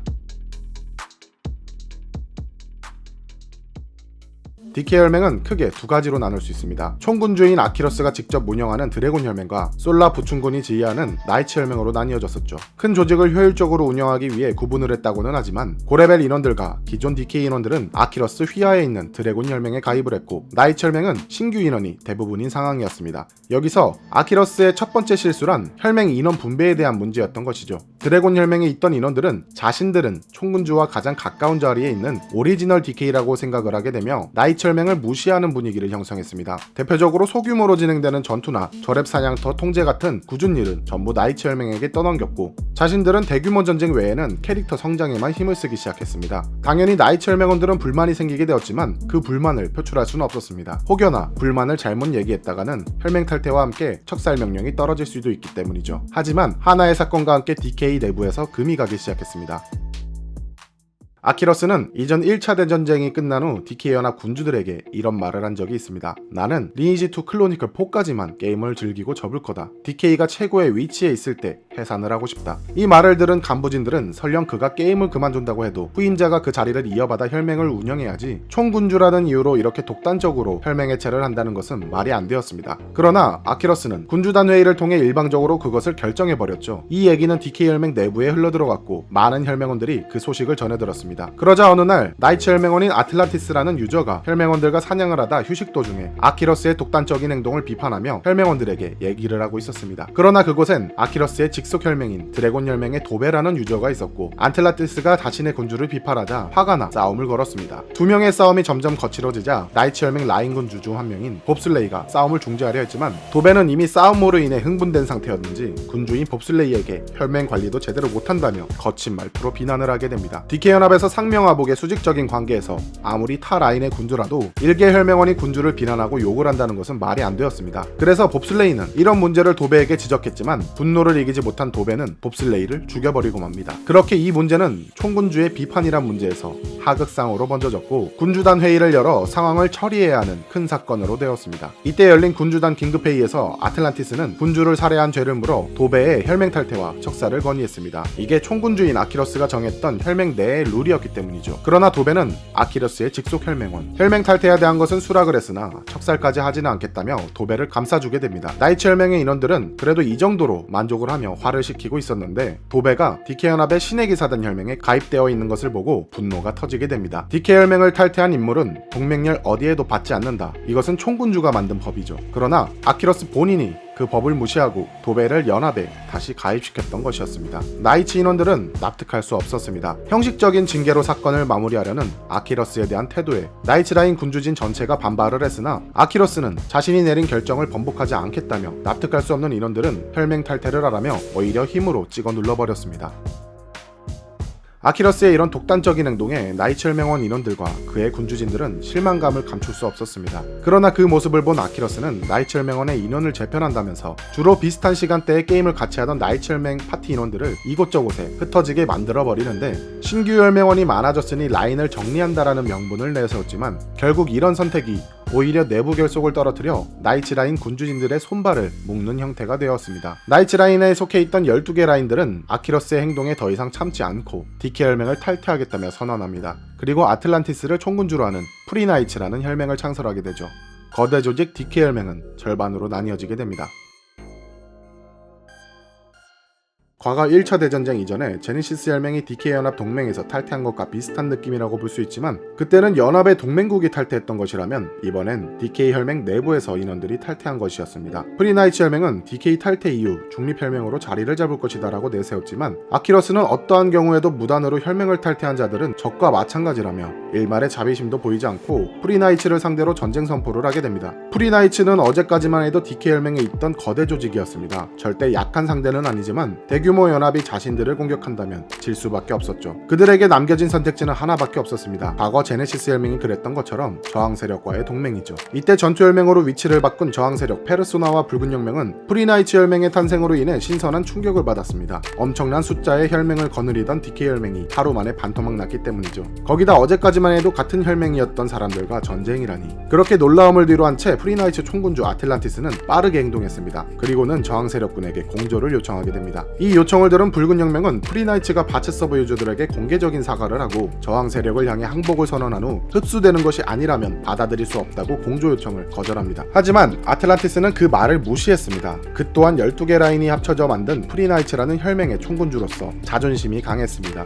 자신들은 항복이라는 형태로 굽히고 들어갈 수는 없으며 끝까지 자신들에게 항복을 강요한다면 차라리 혈맹을 해산하는 일이 있더라도 저항 세력과 DK 연합 둘 다 등을 돌리고 싸우겠다라며 자신의 강한 의지를 저항 세력에게 전달하게 됩니다. 결국 붉은 혁명은 프리나이츠를 인정할 수는 없으나 프리나이츠가 자신들을 적대시하지 않는 이상 자신들 또한 프리나이츠를 적으로 삼아 공격하지는 않을 것이며, 전면적인 협력은 하지 않지만 DK 연합과의 싸울 시에는 같이 싸우겠다라는 내용으로 합의를 보게 됩니다. 그렇게 프리나이츠는 저항 세력의 일원이 되면서 바츠 연합군의 부활이 시작되었습니다.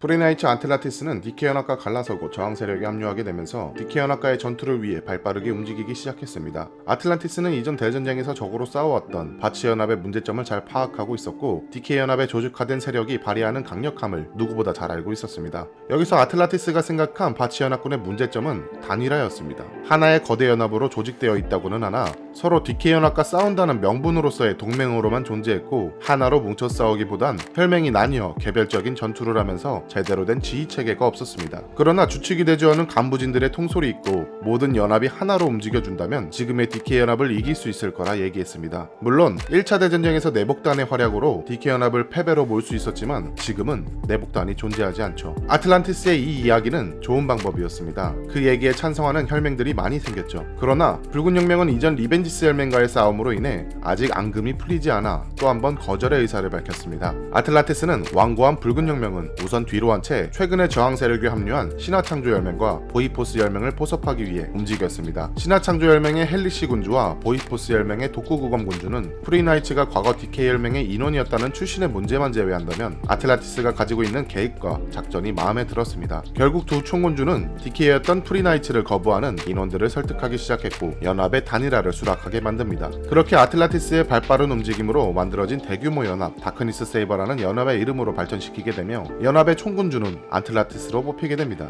물론 이것 또한 반대하는 인원들이 있었지만 아틀란티스만큼 지휘체계를 잘할 사람이 없었기에 이를 수락하게 됩니다. 이제 다크니스 세이버는 DK에 대항하기 위해 캐릭터 스펙을 올리기로 합니다. 그리고 그들이 찾은 곳은 용의 계곡 3층. DK의 인원들 대부분이 오만의 탑으로 빠져있는 상황에 그나마 효율이 좋은 사냥터가 용의 계곡이었습니다. 이때 용의 계곡 3층에서 사냥하던 일반 유저들은 저항군이 이러면 DK와 다를 게 뭐냐라고 불만을 표출했지만 아틀란티스는 아랑곳하지 않았습니다. 그리고 그의 추진력은 오랫동안 이어지는 DK 연합과의 싸움에서 빛을 발하게 됩니다. 다크니스 세이버라는 저항 세력이 등장해 있었지만 예전만큼 기대와 환영을 받는 분위기는 아니었습니다. 그래서 그런지 일반 유저들 또한 해방에 참여하려고 드는 인원들도 저조했습니다. 거기다 DK연합은 모든 사냥터 통제에서 고레벨 사냥터만 집중적으로 통제하기 시작하면서 저레벨 사냥터는 자유롭게 놔두는 형태로 변했는데, 이런 행동으로 인해 일부 저레벨 유저들의 비난에서 벗어나기도 하면서 바치 서버에서 DK를 싫어하는 유저들이 줄어들었죠. 아틀란티스는 일반 유저, 타 서버 인원들이 내복단으로 다시 한번 활약해주면 좋겠지만 유저들이 참여해주지 않는다고 해서 실망하진 않았습니다. 물론 내복단들의 힘은 엄청난 도움을 준다는 것은 알고 있지만 또 한번 내복단들의 부재가 온다면 그 불안한 마음을 떨칠 수 없기 때문에 자신들만의 힘으로 DK연합을 이기려고 했습니다. DK연합은 용의 계곡 3층에서 성장하고 있는 다크니스 세이버를 몰아내기 위해 진격했고, 다크니스 세이버는 전면전을 펼치기보다는 수비 진영으로 용의 계곡 3층으로 들어오려는 DK연합을 막아섰습니다. DK연합은 쉽게 뚫을 수 있을 거라 생각했지만 다크니스 수비력에 전략을 바꾸기로 합니다. 5개의 동맹 혈맹이 번갈아가면서 24시간 동안 계속 공격을 감행해 다크니스를 지치게 만들려는 방법이었습니다. 이 방법으로 계속되는 전투가 진행된다면 정신적인 스트레스와 체력 고갈로 인해 언젠가는 뚫을 수 있다고 생각을 하죠. 그러나 아틀란티스는 그 계획에 바로 맞대응을 하기 시작합니다. 용의 계곡 3층을 수비하는 인원을 제외하고 새로운 파티를 만들어 오만의 탑에서 자동 사냥을 노리는 DK연합 인원들을 죽이기 시작하죠. 거기다 같은 날 벌어지는 기란성과 아덴성에 공성 신청을 하면서 DK연합에게 혼란을 주기 시작했습니다. 아틀란티스는 다크니스 연합에게 딱 한 가지만 지켜달라고 전했습니다. 전투를 하면서 죽더라도 절대 후퇴하지 말 것. 이전 바치연합의 패배의 원인이 전투 중 개별적으로 판단하여 후퇴를 했기 때문이라고 전했습니다. DK연합은 성장을 한 만큼 자신의 경험치를 잃을까봐 조심스럽게 싸우기 시작했고, 다크니스는 아틀란티스의 말대로 죽더라도 계속 싸우기 시작했습니다. 이때 계속되는 전투로 인해 레벨이 20레벨까지 떨어진 유저들도 있다고 하죠. 그러나 아틀란티스의 끈질긴 공격 명령, 기란성과 아덴성에 혼란스러운 공격을 주는 작전은 결국엔 DK연합의 기란성을 뺏어오는 데까지 성공을 하게 됩니다. 수많은 희생을 치르고 얻은 승리였지만 기란성 공성전의 승리로 인해 해방군들은 다시 한번 승리의 희망을 얻게 되었습니다.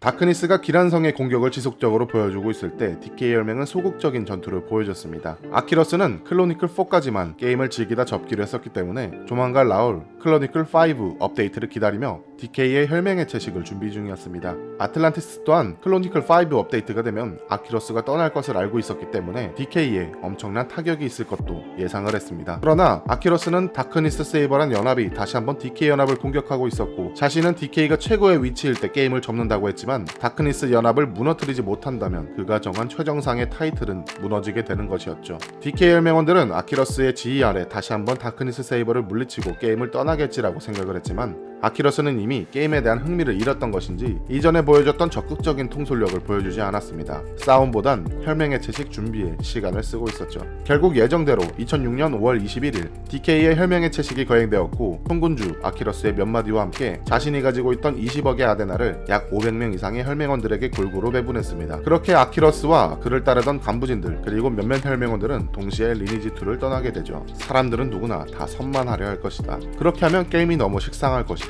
DK는 악을 선택했고 치졸함이 아닌 당당한 악이라고 생각한다. DK 혈맹은 해체되었고 많은 DK 혈맹원들이 떠나갔습니다. 이때 이전 DK 혈맹원들과 몇몇 라인 군주진들은 리니지2를 계속할 것이며 바치 서버에 남을 것을 선언했습니다. 그리고 혈맹 해체와 동시에 카이저 크래프트라는 일명 KK 혈맹을 창설하게 됩니다. 총군주는 DK 혈맹 초창기부터 라인 군주로 활동한 써니라는 유저였습니다. DK 연합은 기란성을 뺏긴과 동시에 새로운 혈맹이 만들어졌으며 5동맹 체계에서 6동맹으로 새로운 질서를 만들기 시작했습니다. 그러나 써니라는 인물은 아키러스에 비해 인지도가 낮았던 인물, 여러 동맹들은 그에 대한 충성심이 존재할 리가 없었죠. 이때 써는 자신의 위치를 안정시키기 위해 무리한 작전을 내세우게 됩니다. 다크니스 연합의 규모가 더 커지기 전에 조기 진압을 해야 한다고 말이죠. 그것은 이전 섀도우 여솔이 바치 연합군의 신뢰내봉인 공격을 감행했던 모습과 비슷했습니다. 2006년 6월 1일 리니지2의 클로니클 5 피로 맺은 결의가 업데이트되며 새로운 성과, 새로운 사냥터가 나오기 시작했습니다. 다크니스 세이버는 용의 결국 3층에서 업데이트로 인해 효율 좋은 사냥터인 침묵의 수도원으로 자리를 옮기게 됩니다. 써는 다크니스 연합의 사냥터를 모두 통제하자고 결정하고 침묵의 수도원을 공격하자고 하지만 리니지2가 업데이트될 때마다 사냥터는 늘어나고 있었고 모든 사냥터를 통제하기에는 너무나도 힘든 상황이었습니다. 무리하게 침묵의 수도원을 공격하여 뺏었다고 해도 기존 오만의 탑에서 사냥을 하던 인원들을 유저들을 다른 사냥터의 통제로 인해 나누게 되면 또다시 다크니스 연합에게 뺏길 위험이 너무나도 컸습니다. 동맹 연합들이 반대를 하자 썬은 그것을 무시하고 계획을 그대로 진행시키려고 했습니다. 하지만 침묵의 수도원 공격이라는 계획을 실행에도 옮기기 전에 6개의 동맹 혈맹 중 KK혈맹 다음으로 강한 세력을 가지고 있던 신의 기사단 내부에서 분열이 일어났습니다. 과거 제네시스 혈맹이 DK연합에서 탈퇴한 이후로 쭉 DK연합의 2인자로 남아있던 신의 기사단은 구 바치연합 인원들을 흡수하면서 안정적인 세력을 형성하고 DK혈맹이 KK혈맹으로 재편될 즈음 KK혈맹과 비슷할 정도의 세력을 형성하고 있었습니다. 그러나 신의 기사단의 총군주인 지존군주로 인해 혈맹 내에 금이 가기 시작했는데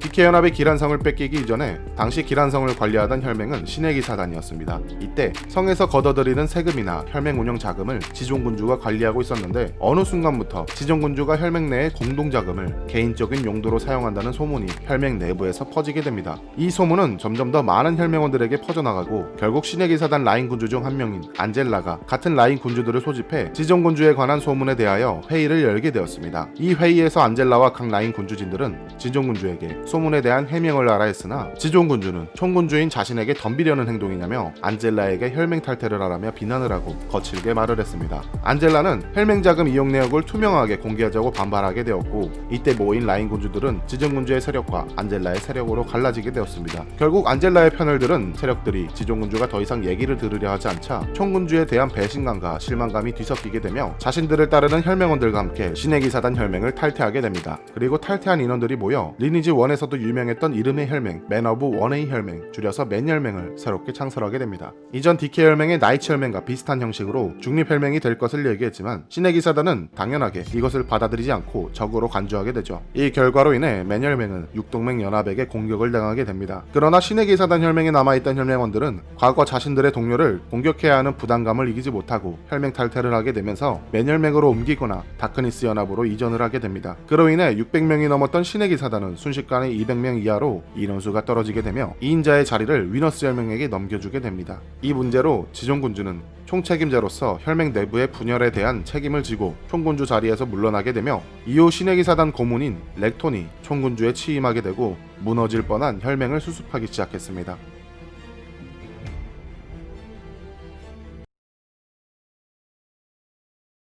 신의 기사단의 분열은 다크니스 연합에겐 좋은 소식이었습니다. 그러나 1차 대전쟁 이후 꾸준히 반 DK 연합에 선봉에 섰던 리벤지스 혈맹 내부에서도 비슷하게 분열이 일어나는데 리벤지스는 1차 대전쟁 이후 아키러스에게 굴욕적인 패배를 선언한 후 중립을 선언하고 혈맹 유지를 하기 위해 노력했습니다. DK 연합의 통제와 독재에 힘겨워하며 꾹 참고 있었다가 다크니스 세이버의 창설과 함께 연합을 일으켜 세우는 데 동참했죠. 그러나 전쟁 초기부터 리벤지스 총군주를 하고 있던 나리타의 장기 집권이 계속되자 변하지 않는 그의 혈맹 운영 방식에 불만이 쌓여가고 있었습니다. 나리타는 혈맹의 운영이나 KK 연합에 대한 전쟁 작전 대부분을 부처에게 맡겨놓고 있었는데 라인 군주진들과 혈맹원들은 이럴 거면 부처에게 총군주를 넘겼으면 하는 마음을 가지고 있었습니다. 결국 나리타의 무기력한 모습을 지켜보던 일부 라인 군주진들과 혈맹원들이 불만을 토로하기 시작하게 됩니다. 나리타는 자신을 비난하는 혈맹원들의 이야기를 듣고 나서 공개적인 투표를 통해 총군주를 다시 선출하자라는 제안을 하게 됩니다. 총군주의 재선출 후보로 나선 사람은 나리타와 부처. 부처는 1차 대전쟁부터 혈맹원들에게 신임을 받았고 현 총군주인 나리타가 무기력한 모습을 보이고 있을 때도 혈맹을 위해 헌신하던 유저였습니다. 많은 사람들이 부처가 다음 총군주로 당선될 거라 생각했지만 결과는 나리타의 승리. 리벤지스 혈맹원들은 의아해하며 조작에 대한 의혹을 내뱉게 되는데 알고 보니 투표 당시 혈맹원 중 한 명이 중복 투표를 한 것으로 밝혀졌으며 재투표를 감행하게 되었습니다. 결과는 역시 부처의 승리. 그렇게 리벤지스의 다음 총군주는 부처가 되었고 나리타는 총군주 지위를 부처에게 넘기고 혈맹을 탈퇴하게 됩니다. 이때 나리타의 오른팔 역할을 했던 흑월지주도 혈맹을 탈퇴하게 되며 새로운 혈맹을 설립하게 되는데 여기서 나리타는 또 한 번 문제를 만들게 됩니다. 과거 리벤지스 혈맹원들이 아데나를 조금씩 모아서 총군주인 나리타의 명의로 디온성의 아지트를 구매한 적이 있었습니다. 나리타는 혈맹원들이 언제든지 필요한 시기가 오면 이 아지트를 넘겨주겠다라고 말을 했었는데 리벤지스 혈맹을 탈퇴하게 되면서 같이 탈퇴한 흑월지주에게 이 아지트를 넘겨주게 되죠. 이를 계기로 현 리벤지스 총군주인 부처와 고문인 레디아는 나리타와 또 한 번 다투게 됩니다. 이 과정에서 자존심에 상처를 입은 나리타는 또 다른 리벤지스 라인 군주 캐릭터인 콘초코의 캐릭터로 접속을 해 그가 소유하고 있던 아지트마저 가지고 가져가 버리게 됩니다. 거기다 혈맹 탈퇴 이후에도 여전히 리벤지스 혈맹 마크를 단 상태로 게임 플레이를 하는 등 같은 다크니스 연합인 크루세이더 혈맹에 가입하는 행동을 보여줬었습니다. 나리타의 이런 막무가내식의 행동으로 리벤지스 혈맹원들의 분노는 머리 끝까지 차오르게 되고 같은 연합인 크루세이더를 향해 전쟁 선포를 하게 됩니다. 아틀란티스는 리벤지스 혈맹의 다툼으로 다크니스 연합에 문제가 생길 것을 감지하고 리벤지스와 크루세이더 중 한쪽을 탈퇴시키기로 합니다. 리벤지스는 KK 육혈 동맹과의 전쟁에서 항상 적극적인 모습을 보여줬으며 언제든지 공격 명령만 떨어진다면 바로 달려갈 듯한 모습이었습니다. 그와 반대로 크루세이더의 경우엔 침묵의 수도원에서 레벨업만 하는 모습을 보여줬고 육혈 동맹에 대한 적대심을 그다지 보여주지 않았습니다. 결국 아틀란티스는 육혈 연합에 무관심한 크루세이더에게 사냥터 금지 처분 명령을 내리게 되는데 이것은 연합 탈퇴를 하라는 것과 마찬가지였죠. 크루세이더에서 반발이 있었지만 그동안 전쟁에 대한 무관심에 찔렸던 것인지 결국엔 연합 탈퇴를 하게 되며 KK 연합의 육혈 동맹에 투항하고 붙게 됩니다. 파츠 서버에서는 이런 투항과 배신, 혈맹원들 간의 다툼이 일상처럼 빈번하게 이뤄지고 있었습니다. 여기서 끝날 거라 생각했던 혈맹 간의 분열이 끝나지 않았죠. 리니지2 클로니클5가 업데이트되면서 아직까지 주인이 없는 슈투가르트 성과 루은 성을 차지하기 위하여 양측 연합은 공성전을 준비하고 있었습니다. KK 연합의 써는 신의 기사단의 내부 갈등으로 인해 전력 손실이 컸지만 다크니스 연합 또한 크루세이더 혈맹에 이탈이 있었고 그것으로 인해 전력 손실을 극복해냈습니다. 이때 공성전으로 인해 다크니스 세이버는 슈투가르트 성을 차지하는데 성공하게 됩니다. 원래 아틀란티스는 왕성인 루은 성을 차지하는 것이 목표였습니다. 육혈 동맹 연합의 전력과 싸우려면 어떠한 성보다 수비에 용이한 루은성이 필요했기 때문이죠. 그러나 KK 연합의 전력에 밀려 결국엔 육혈 연합이 루은성을 차지하게 됩니다. 이 두 개의 연합은 새로운 성의 등장으로 인한 공성전을 시작으로 2006년 6월 16일 제2차 바치 대전쟁의 대대적인 전면전을 하게 됩니다. 그 첫 번째 싸움은 다크니스 연합의 주 사냥터인 침묵의 수도원.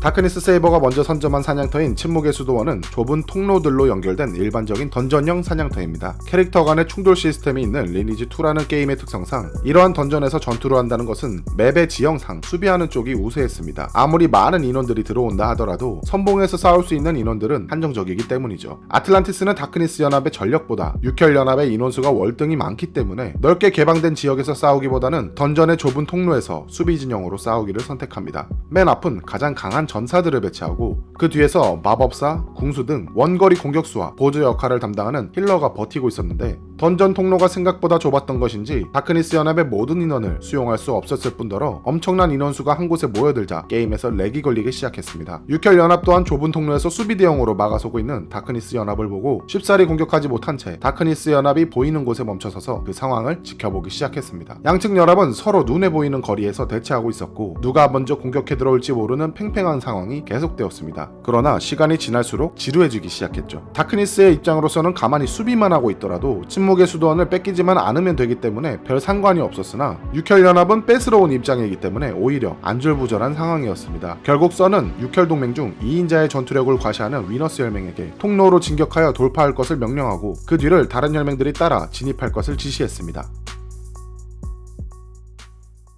좁은 통로에서 수비와 공격이 벌어지는 가운데 엄청난 인원수 때문인지 게임에 렉이 발생되었고 수비 진영이나 공격 진영의 인원들의 피곤함이 심심치 않게 발생되고 있었습니다. 그러나 압도적인 인원수를 자랑하는 육혈 연합의 계속되는 공격에 다크니스 연합의 진영이 점점 밀리기 시작했습니다. 그러나 다크니스의 총군인 아틀란티스가 전장의 최선봉에 서서 연합의 지휘와 함께 반복되는 죽음과 부활이 계속되는 전투를 하는 열정적인 모습은 다크니스 연합의 인원들에겐 엄청난 자극제가 되어주었습니다. 죽음과 그 자리에서 다시 부활하여 적의 진입을 막아내는 다크니스 세이버는 공성전이 아닌 일반 필드에서의 싸움으로 인해 경험치 손실이 엄청나게 발생되었습니다. 육혈 연합의 써는 저렇게 무리하면서까지 막아내는 다크니스의 수비력에 전면전으로는 뚫지 못할 것이라고 판단을 하게 되고 새로운 전략을 KK 혈맹 라인 카발레리아에게 전파합니다. 던전 형식의 맵이기 때문에 거미줄처럼 연결된 통로를 통해 다소 시간이 걸리더라도 우회하여 다크니스의 후미를 협공하기로 하죠. 써의 지시를 들은 카발레리아는 바로 라인 인원들을 데리고 움직였고 다크니스의 후미를 공격하게 됩니다. 그리고 다크니스 인원들은 혼란에 빠지게 되죠. 뒤늦게 전면에서 막고 있던 일부 전사들을 이동시켜 후미에서 공격하는 카발레리아의 공격을 막아내려고 했지만 좁은 통로에서의 진영 이동이 불가능했습니다. 다크니스 세이버는 앞뒤로 공격하는 육혈 연합의 협공에 의해 진영이 붕괴되면서 전투에서 패배를 하게 됩니다. 그렇게 첫 번째 전투에서는 육혈 연합의 승리로 끝나게 되죠. 첫 번째 전투에서 엄청나게 피해를 입은 다크니스 세이버는 이상하게도 사기가 떨어지지 않았습니다. 오히려 패배를 경험으로 삼아 다음에 벌어질 두 번째 전투를 준비했습니다. 이번엔 좁은 길목에서 진영을 세우기보단 침묵의 수도원 입구에 넓은 쉼터 지역을 전장으로 선택합니다. 전투가 시작되기 전 첫 번째 전투의 승리를 맛본 육혈연합은 넓은 지형에서의 싸움으로 난전이 벌어지면 자신들의 압도적인 전력 차이로 인해 손쉽게 다크니스를 쓰러뜨려 버릴 거라 생각했습니다. 그러나 그들의 생각과는 달리 다크니스 연합은 끈질기게 버텨냈습니다. 물론 인원수에 밀려 엄청난 피해를 입었지만 계속되는 죽음과 부활을 통해 약 3시간 이상의 격렬한 저항이 계속되었습니다. 이때 써는 후방에 있는 힐러를 먼저 공격하라 지시를 내리며 KK 혈맹에 정예 라인을 투입시켰는데 첫 번째 전투에서 후방 공격을 허용시켰던 다크니스는 이것을 보완하기 위해 후방의 힐러들을 보호할 수 있는 인원들을 배치해 놨었습니다. 결국 육혈 동맹의 전략이 통하지 않자 썬의 후퇴 명령과 함께 두 번째 싸움은 다크니스 연합의 승리로 돌아가게 됩니다. 이날 다크니스 세이버가 거둔 승리는 뜻깊었습니다. 첫 번째 전투로 인한 전력 손실이 엄청 컸음에도 불구하고 제대로 재정비하지 못한 채로 작전만 바꿨을 뿐인데 이 작전이 먹혀 들어갔고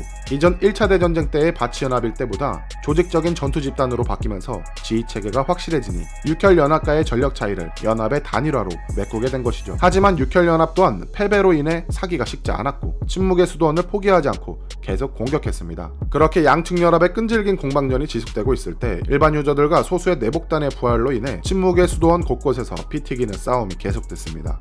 그렇게 리니지2에서 가장 긴 전투 시간을 기록한 약 3개월 동안의 전투가 벌어졌습니다. 그러나 시간이 지날수록 다크니스 연합은 밀려나고 있었습니다. 초반에는 아틀란티스의 지휘 아래 팽팽하게 전투를 할 수 있었으나 지속되는 피해로 인해 전쟁을 계속할 수 없을 만큼 레벨이 떨어진 인원들이 생겼고 피해 복구의 시간조차 벌 수 없는 아틀란티스의 무리한 작전 요구에 버티지 못한 일부 혈맹원들은 다시 중립혈맹으로 돌아서는 경우도 있었습니다. 거기에 남아있던 혈맹원들 또한 아틀란티스의 무모한 작전에 조금씩 불만이 쌓여가고 있었죠. 이제 육혈연합은 다크니스를 조금만 더 몰아붙이면 승리할 수 있었습니다. 근데 이상하게도 육혈연합 내부에서 삐걱거리는 소리가 들리기 시작합니다.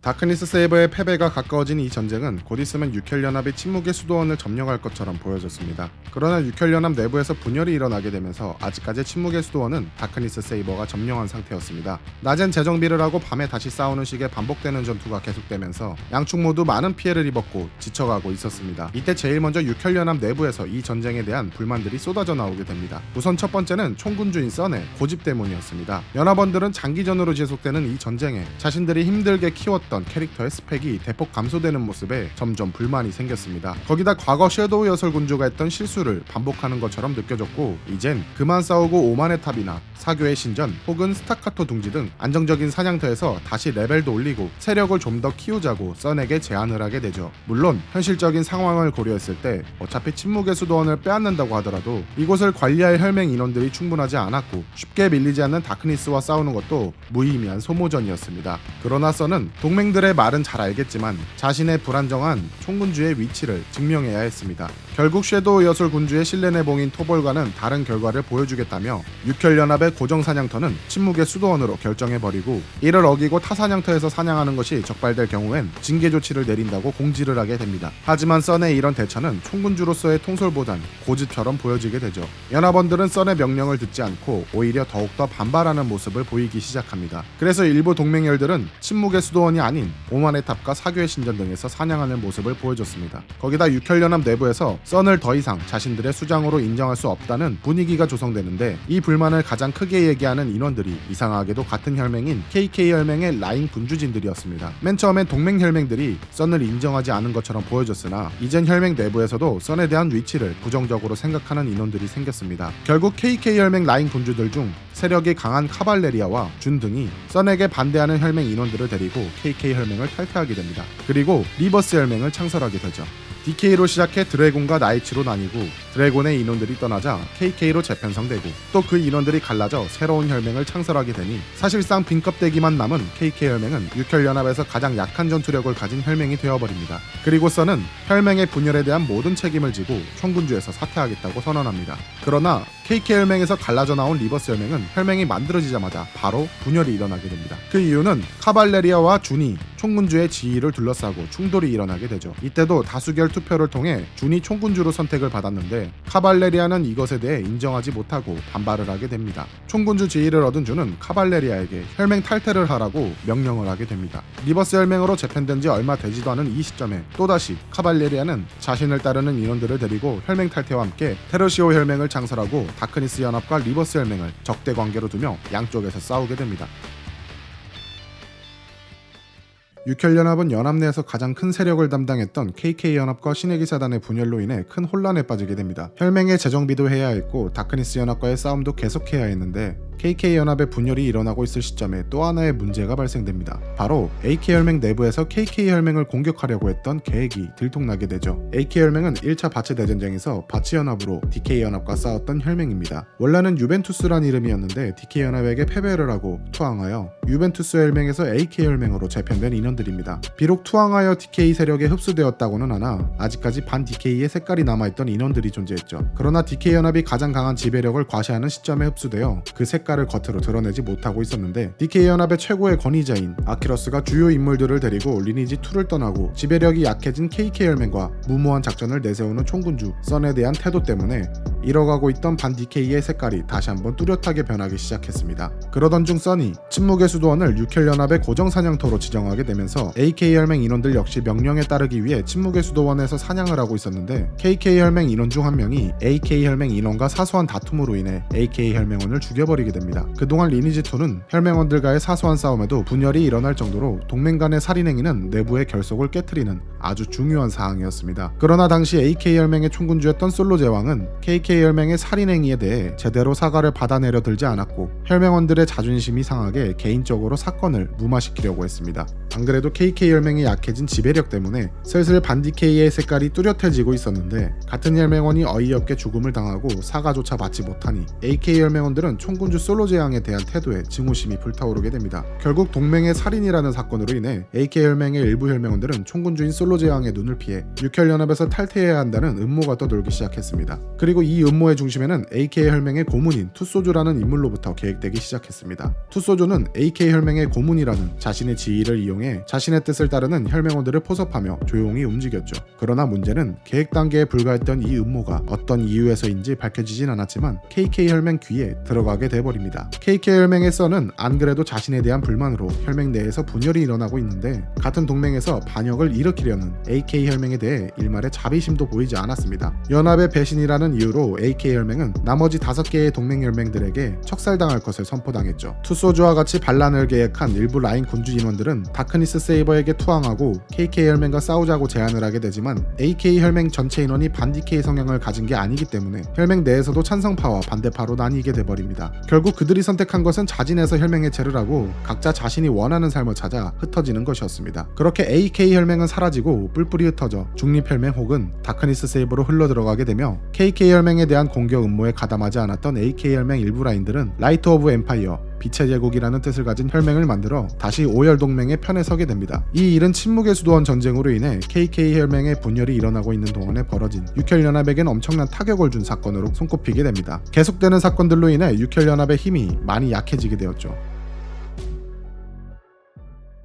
침묵의 수도원의 싸움이 육혈연합의 분열로 인해 잠시 전쟁이 멈춰섰습니다. 그러나 오랜 전쟁을 통해 피해를 입은 다크니스 세이버는 더 이상 연합을 유지하기 어려울 상황까지 몰리게 되어버렸습니다. 그동안 많은 희생을 감당하면서 침묵의 수도원을 지켜낼 수 있었지만 전쟁 초반에 기세등등하게 뺏었던 기란성과 슈투가르트성을 육혈연합에게 다시 뺏기게 됩니다. 이것을 지켜보던 일반 유저들은 곧 있으면 과거 1차 대전쟁 때의 바츠연합처럼 다크니스 세이버도 패배하고 몰락할 거라 생각을 하고 있었습니다. 사실 육혈연합의 분열이 좀 더 늦게 일어났거나 아예 분열이 일어나지 않았더라면 일반 유저들이 생각한 것처럼 다크니스 세이버의 몰락을 볼 수 있었을 겁니다. 그러나 분열로 인해 재정비가 필요했던 육혈연합은 잠시 싸움을 멈추고 혈맹 내에 벌어진 사건들로 인해 정비를 하려고 합니다. 근데 이들은 재정비의 장소를 사교의 신전에 있는 어둠의 방으로 선택을 하게 되는데 이번엔 여기서 중립혈맹들을 자극하게 됩니다. 어둠의 방은 오만의 탑만큼 효율이 좋은 사냥터였습니다. 주로 육혈연합은 오만의 탑이나 스타카토 둥지에서 사냥을 하고 어둠의 방은 대부분 중립혈맹들이 사냥을 하던 장소였죠. 그러나 썬이 연합을 떠나고 나서 리버스 혈맹의 총군주인 준이 그 자리를 물려받고 중립혈맹들에게 어둠의 방이 아닌 다른 사냥터로 물러날 것을 선언합니다. 이때 중립혈맹들은 어이없어 했죠. 그 많은 사냥터 자리가 있는데 있었는데 하필 자신들이 사냥하던 곳에서 떠나라고 하니 자존심의 문제도 있었지만 그렇다고 반항을 한다면 또 처절하게 사냥감으로 낙인이 찍힐 게 분명하니 잠시 사냥터에서 벗어나려 했습니다. 이런 중립혈맹들의 소극적인 모습을 비판하던 게시글들도 여러 볼 수 있었는데 사실 중립혈맹들은 다크니스와 육혈연합이 서로 끈질긴 공방전을 진행하는 동안 조용히 사냥만을 고집해왔습니다. 그리고 그만큼 강해진 것도 분명하죠. 그러나 하나의 혈맹의 힘만으로는 대규모 연합에게 대항할 수 없었습니다. 그럼 이들은 왜 중립혈맹들끼리 하나로 뭉쳐서 대항하려 하지 않았을까요? 그 이유는 1차 대전쟁 때 이후로도 몇 번의 시도는 있었습니다. 중립혈맹들이 하나로 뭉쳐서 연합을 만들어 싸워 나갔었죠. 그러나 아키러스가 바체 서버를 지배하고 있을 때 중립혈맹이나 일반 유저들이 뭉쳐서 반란을 일으키지 못하도록 그 싹을 잘라내기 위해 무차별 학살을 했었고 그 피해를 당하던 유저들은 소극적으로 변할 수밖에 없었습니다. 그리고 아키러스가 떠난 뒤에도 중립혈맹들이 공개적으로 뭉치려 들면 육혈연합의 사냥터 통제와 견제를 받았었죠. 이렇게 피해를 당한 트라우마 때문인지 누구 하나 앞장서서 나서는 사람이 없었던 것도 있었습니다. 그리고 중립혈맹이 또다시 뭉쳐 싸운다 하더라도 이길 거라는 보장도 없었죠. 그러나 육혈연합이 어둠의 방에서 재정비를 하고 다시 전쟁에 참여하게 된다면 다크니스 세이버의 몰락이 더욱더 빨라질 거라 생각을 하게 됩니다. 그리고 다크니스가 사라진다면 또다시 이유 없는 학살과 통제가 반복될 거라 판단하죠. 그렇게 사냥터를 뺏긴 분노보다 앞으로 벌어질 미래를 생각하던 와중에 중립혈맹으로 오랜 기간 육혈연합과 단일로 싸워왔던 천동혈맹이 제일 먼저 선봉으로 나서게 됩니다. 천동혈맹의 총군주 독일산 전차는 과거 1차 바츠 대전쟁 이후로도 DK연합에게 맞서서 끝까지 저항하던 인물 중 한 명입니다. 다크니스 세이버나 붉은 혁명의 수뇌부들과도 깊은 인연이 있는 인물이기도 하죠. 그런데 이렇게 열심히 반DK를 외치며 싸우던 인물이 중립에 있었던 이유는 딱 하나였습니다. 소극적으로 변한 중립혈맹의 인원들을 뭉쳐보자. 그는 그동안 매번 시도는 했었습니다. 그리고 육혈연합의 견제도 받아왔었죠. 결국 항상 계획 도중에 흐지부지하게 끝나게 되는 경우가 많아지게 되었습니다. 그래서 독일 전차는 계획을 바꾸고 육혈연합이 견제하지 못하도록 공개적으로 게시판에 글을 올려서 인원을 모으기보다는 직접 발로 뛰어서 인원을 모집하기로 합니다. 첫 번째는 중립혈맹들 중에서도 강한 세력을 형성하고 있는 혈맹들에게 육혈연합에 대항하여 중립이 뭉치자라는 밀서를 만들어서 보내게 됩니다. 이 밀서는 예전에 DK에서 중립들을 속여 자신들에게 저항하려는 세력을 찾기 위해 쓰던 하나의 방법이었습니다. 그래서 이 밀서를 받은 중립혈 군주들은 처음엔 당황했죠. 독일산 전차는 밀서를 받은 군주들을 찾아가 직접 설득하기 시작했습니다. 그리고 군주들은 그의 말을 한번 믿어보기로 하며 회의에 참석하기로 하죠. 이 회의는 육혈연합의 감시를 피해 비밀리에 이루어지게 되며 보이포스 총군주인 독구구검의 사회 아래 진행하게 됩니다. 그리고 중립혈맹들은 만장일치로 혈맹의 조직화를 찬성하게 되죠. 이 계획은 다크니스 세이버와 육혈연합이 침묵의 수도원 전쟁으로부터 약 반년이 지난 뒤 2007년 3월 31일 이후 바츠 서버의 역사에 중요한 전환점이 되는 회의가 되며 중간에 천우 신조혈맹과 붉은 혁명 사이에 갈등이 있었지만 이것이 해결된 이후로 계획이 일사천리로 진행되며 제2차 바츠 대전쟁의 종점을 찍을 중립연대를 창설하게 됩니다.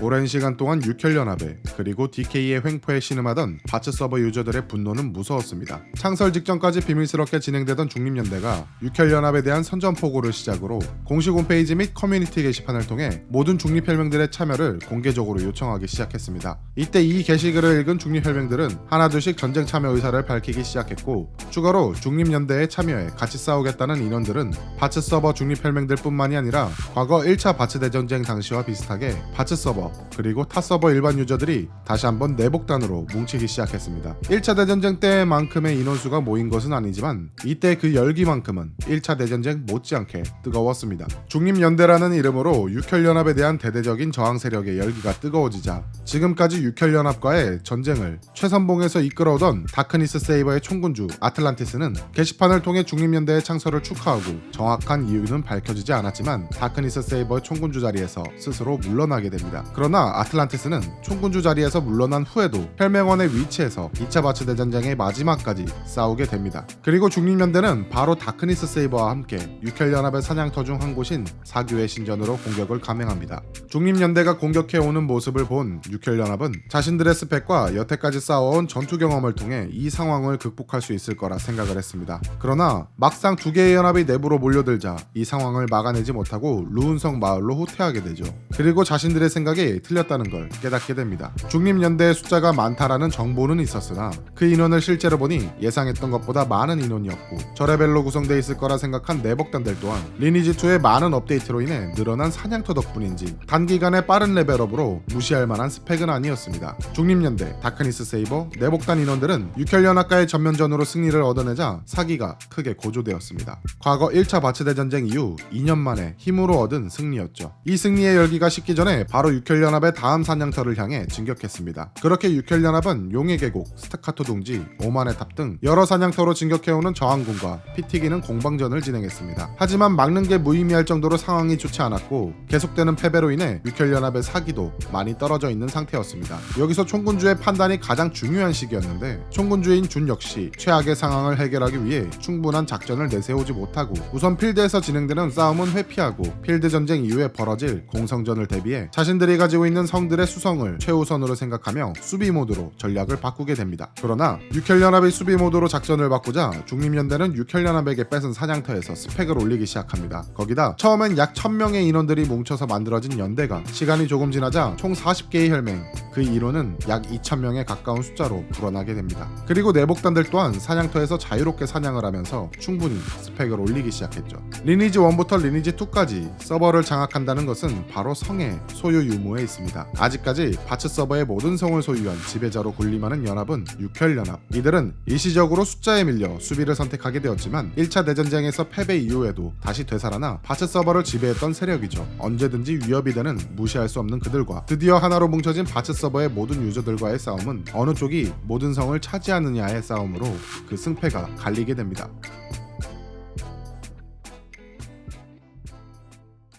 육혈연합은 성을 수비하면서 시간을 끌고 있었습니다. 여기서 시간을 끄는 이유가 단순히 공격해오는 적들을 수비하기 위함이 아니라 처음으로 많은 혈맹이 뭉쳐진 중립연대의 분열과 와해를 기다렸죠. 여태까지 타혈맹과 함께 집단 활동을 해본 경험이 없는 중립연대가 처음에는 당연히 해방이라는 단어 앞에 뭉쳐있지만 분명 시간이 지나게 되면 혈맹 간의 사소한 분쟁이 생길 거라 생각했습니다. 실제로 1차 대전쟁에서 바치연합의 분열로 인해 DK연합에게 다시 패배를 맛본 경험이 있었죠. 이 문제는 중립연대 또한 생각을 하고 있었습니다. 그래서 중립연대를 끌어모은 독일산 전차는 바츠 서버 해방에 대한 열기로 인해 아직까지 별 문제가 없는 중립연대를 데리고 최대한 빨리 공성전을 진행하려 했습니다. 그들이 첫 번째 목표로 정한 공성전은 리니지 2의 왕성인 아덴성이었습니다. 아직까지 전투 경험이나 합을 맞춰보지 않는 상태로 왕성인 아덴성을 공격하는 것은 무리가 아니냐. 우선 작은 성들부터 차근차근 공격해 나가며 공성 경험을 익히자라는 제안도 나오기도 했지만 2주에 한 번씩 가능한 리니지 2의 공성 시스템상 이번 기회를 넘기게 된다면 아덴성 공략은 한참 기다려야만 했습니다. 결국엔 2007년 4월 7일 아덴성 공성전에 막이 오르게 되었고 엄청난 인원수가 아덴성 앞에 모여드니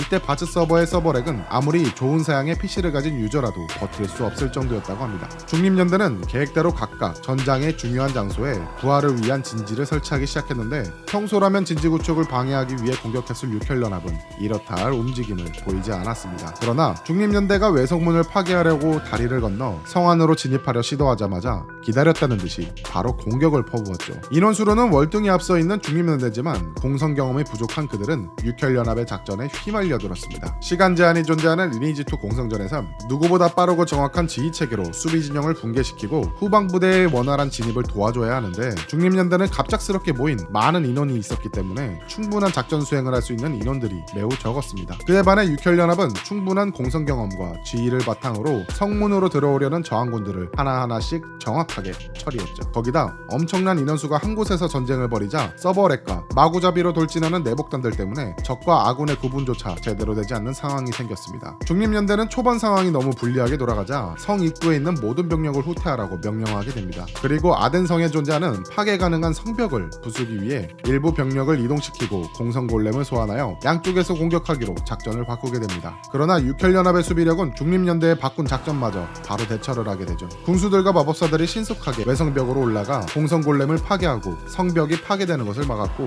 중립연대가 성 입구에서 병력을 빼자마자 바로 성 밖으로 돌진해 중립연대의 인원들을 죽이기 시작했습니다. 중립연대는 이 역습에 제대로 대처하지 못하고 통제되지 않는 상태로 싸움을 지속했습니다. 결국엔 공성시간이 끝나버리게 되며 압도적인 숫자의 차이를 가지고 있는 중립연대는 공성전 경험 미숙으로 육혈연합에게 패배하고 맙니다.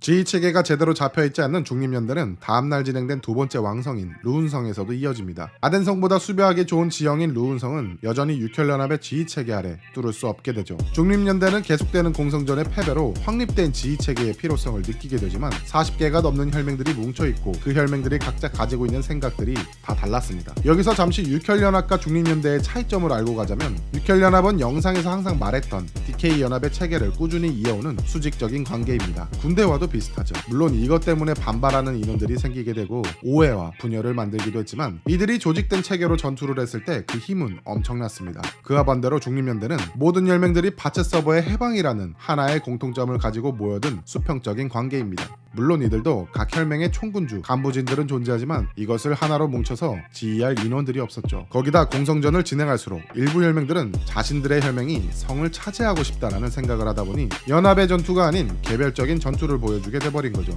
여기서 누구보다 지휘체계의 중요성을 잘 알고 있는 다크니스 세이버의 수장이었던 아틀란티스가 있었더라면 이야기는 좀 더 달라질 수 있을 거라는 이야기도 심심치 않게 들려왔는데, 그는 이미 일개 혈맹원의 위치에서 싸우고 있었죠. 중립연대의 공성전 경험 부족, 그리고 지휘체계의 부재는 육혈연합의 체계적인 힘 앞에 매번 굴복할 수밖에 없었고, 초반에 사냥터를 뺏기 위해 벌어진 필드전의 그 열기는 점점 식어가고 있었습니다. 그렇게 이들의 싸움은 점점 장기전으로 변하게 되고 2007년 4월 7일에 시작되었던 첫 공성전인 아덴성 이후로 한 달이라는 시간이 지나 5월까지 계속됩니다. 여기서 육혈연합의 작전은 여전히 필드 싸움은 피하고 공성전 수비에 신경을 썼습니다. 그리고 시간이 지나 중립연대의 분열이 오기만을 기다렸죠. 하지만 적의 분열을 생각하고 있을 때 정작 자신들의 내부 반발이 있을 거라고는 생각하지 못했습니다. 육혈연합 측은 계속되는 전쟁으로 인해 경험치 손실이 굉장히 컸었죠. 그러나 사냥터는 빼앗겼기 때문에 사냥을 자유롭게 하지 못했습니다. 여기서 육혈연합의 간부진들은 혈맹원들에게 계속해서 공성전 전투에 관한 작전만 내세우게 되죠. 혈맹원들은 간부진들이 사냥터 문제에 대한 대책은 내놓지 않고 무리하게 자신들을 전쟁으로 몰아넣는다는 이미지가 강해지자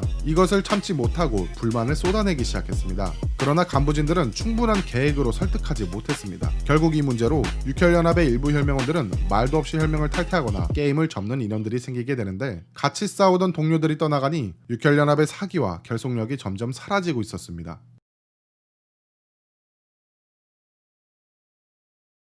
2007년 5월 중순경 2차 대전쟁이 2달간 벌어지고 있었습니다. 양측 연합의 싸움으로 인해 리니지2 바츠 서버 게시판이나 놀이누리, 플레이포럼 등 각종 리니지2 커뮤니티에서는 각 연합의 인원들이 서로를 비난하는 글들로 도배되고 있었죠. 양측 간의 게임 속 전투 말고도 언론 플레이가 계속되고 있을 때 여전히 사냥만을 고집하던 친목 혈맹들도 있었습니다. 이들은 혼란스러운 전쟁과는 별도로 혈맹원들과의 친목과 취미 위주의 게임 플레이를 중시하던 인원들이었죠. 이 혈맹들 역시 과거 DK 시절부터 육혈연합까지 통제를 당했었는데 그냥 천천히 통제 안에 살면서 게임을 했었죠. 그러나 장기화되는 싸움으로 인해 느슨해져 있던 것인지 육혈연합의 통제력이 점점 약해지기 시작하자 그들은 통제 때문에 하지 못했던 보스레이드를 도전하게 됩니다. 아마 리니지2 혹은 월드 오브 워크래프트 같은 MMORPG 장르의 게임을 즐겼던 분들이라면 보스레이드의 짜릿함은 다들 알고 계실 겁니다. 소수의 파티 플레이나 개인 플레이로 잡는 일반 몬스터에 비해 패턴을 익히고 연구하며 공략하는 보스레이드는 실패를 반복하다 결국 성공했을 때 얻는 보상과 그 기쁨은 RPG 게임을 하는 큰 이유 중에 하나로 자리 잡혀 있죠. 어쨌든 끝까지 중립을 지키던 침묵 혈맹들은 클로니클 3에 업데이트되었던 보스 릴리스를 토벌하기로 하죠.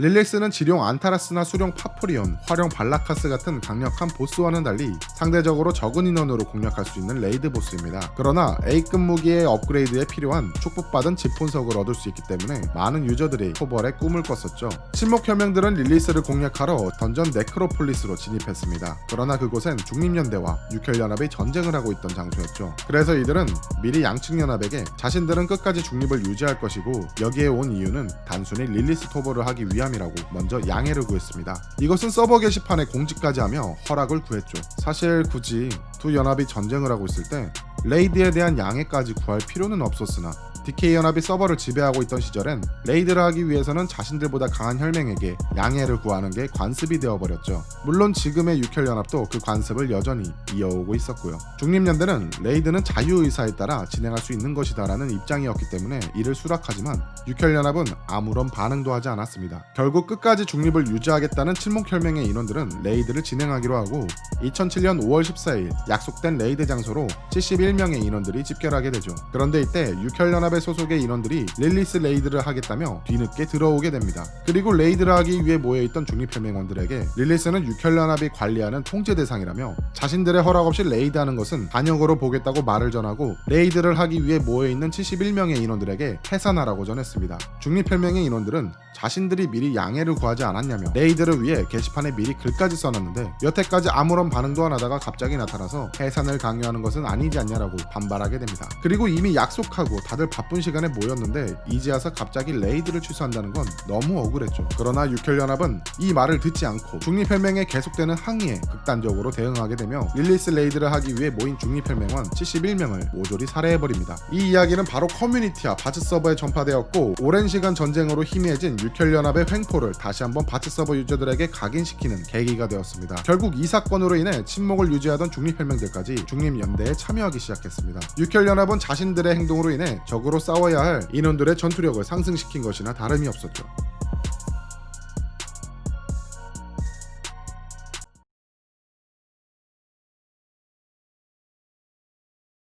육혈연합의 공선 전략은 여전히 세력이 강해진 중립연대에게 먹혀 들어가고 있었습니다. 그러나 악화되는 사냥터 문제로 인해 혈맹원들이 자신의 캐릭터를 버리고 떠나가는 일이 계속 발생되었고 육혈연합의 힘이 계속 약해지고 있었습니다. 여기서 간부진들은 이 문제를 해결하기보다는 속수무책으로 지켜볼 수밖에 없었죠. 거기다 여전히 지휘체계 부재로 인해 매번 공성전에서 패배를 하던 중립연대에서 드디어 생각을 바꾸고 각 혈맹 간부진들과 회의를 하게 됩니다. 그리고 이 회의에서 진행된 이야기는 필드전에서 진행되는 싸움은 인원수로 밀어낼 수 있었지만 공성전에서는 더 이상 통하지 않으니 우선 육혈연합을 밀어내기 위해 조금씩 양보하는 마음을 갖고 지휘체계를 확립시키자고 하죠. 그들의 회의는 긍정적으로 마치게 되었고 첫 번째 공성전이 시작된 2007년 4월 이후로 두 달이 지난 뒤 2007년 6월 2일 두 번째 아덴성 공성전이 시작됩니다. 아덴성 앞마당은 공성 시작 시간인 8시가 되기 전부터 엄청난 인원수의 중립연대가 모이기 시작했고 육혈연합은 성 안에서 조용히 침묵을 유지하고 있었습니다. 첫 번째 전투에서 우왕좌왕하며 질서 없이 돌아다녔던 중립연대 라면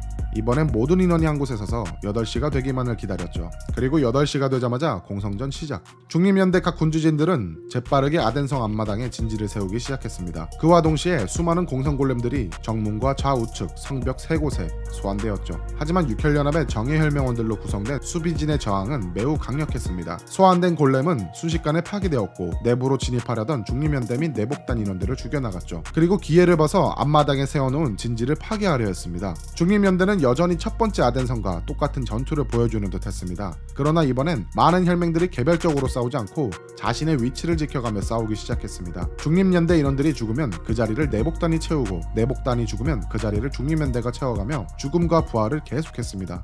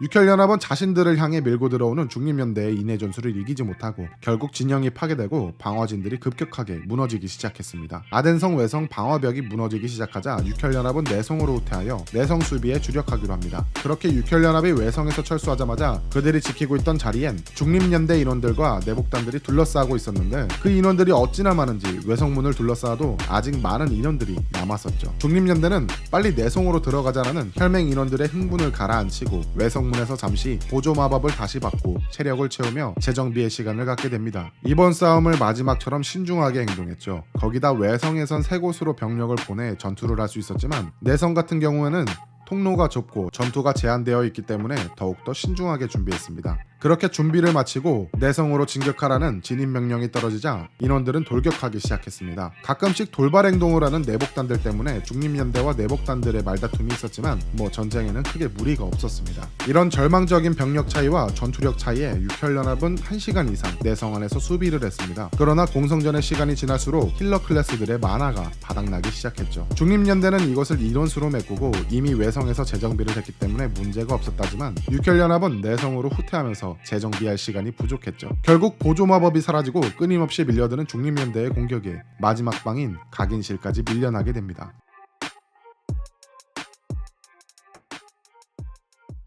리니지2 1서버인 바츠 서버에서 6년에 걸친 긴 시간 동안 지배혈맹으로 자리한 육혈연합의 최후의 저항은 살기가 보일 정도로 무서웠습니다. 각인을 시도하려는 중립연대의 군주들을 막아내고 자신의 모든 것을 쏟아 수비에만 집중하고 있었습니다. 그러나 최후까지 피를 토해내며 저항에 나선 육혈연합의 인원들은 바츠 서버의 해방을 원하는 이 많은 인원들을 막기엔 그 투지만으로는 역부족이었습니다. 한 명을 죽이면 두 명이 달려들고 두 명을 죽이면 세 명이 몰려왔죠. 거기다 부활실까지 점령당한 육혈연합은 여기서 죽게 되면 마을로 귀환이 되었고 귀환이 돼서 다시 아덴성으로 돌아가려 하더라도 마을에서 대기하는 내복단들 때문에 수성에 복귀할 수 없었습니다. 결국 중립연대는 각인대를 둘러싼 육혈연합의 마지막 일원들을 처치하고 중립연대 소속 리퍼블릭 오브 코리아 혈맹의 총군주가 각인을 성공합니다. 그리고 아덴성 공성전은 중립연대의 승리, 아니 바츠 서버 유저들의 승리가 되었죠.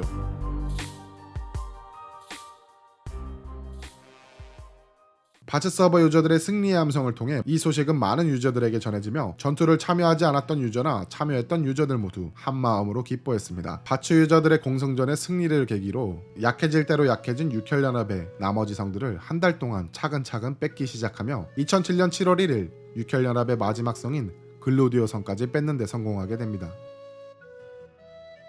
중립연대는 육혈연합의 모든 성을 탈환한 기념으로 과거 DK 연합이 했던 안타라스 토벌을 거행하기로 하면서 승리를 축하했습니다. 이때 육혈동맹의 관리하에 통제당했던 안타라스의 모습을 처음 보는 유저들도 있었다고 하죠. 그러나 이젠 바츠 서버의 모든 유저들이 참여 가능한 레이드라는 이름으로 진행되었기 때문에 많은 유저들이 안타라스 레이드를 즐겼고 드디어 육혈연합의 집에서 벗어났음을 실감하게 하는 이벤트였습니다.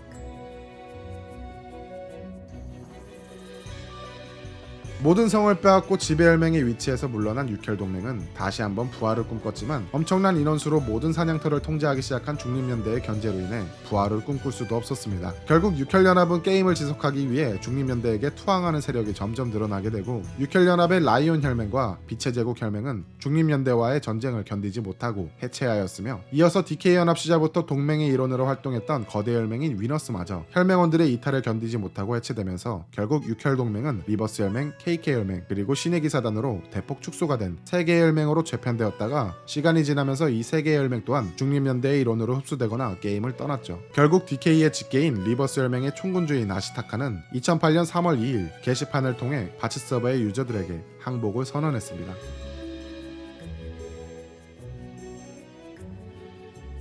리니지 1부터 리니지 2까지 유명했던 DK 혈맹의 이야기는 여기까지입니다. 2009년에는 제3차 바츠 해방 전쟁이 일어났다고는 하는데 이 이야기는 DK와 관련이 없다고 하니 영상으로는 제작하지 않으려고 합니다. 바츠 해방 전쟁은 해외에서도 알려지면서 엄청난 반응을 불러일으켰고 2014년에는 바츠 해방 전쟁 10주년 기념 행사가 NC소프트 사옥에서 열리기도 했다고 합니다. 이때 전쟁에 참여했던 유저들 또한 일부 참여해가지고 감사패를 받기도 했었고요. 물론 DK혈맹의 군주였던 아키로스 또한 행사장을 찾았다고 하죠. 요즘 MMORPG 장르의 게임들이 많이 죽어나가고 있습니다. 게임들이 이제 전부 모바일화로 변했죠. 우리가 나이를 먹은 만큼 게임도 세대 교체가 되었다고 생각을 해야겠어요.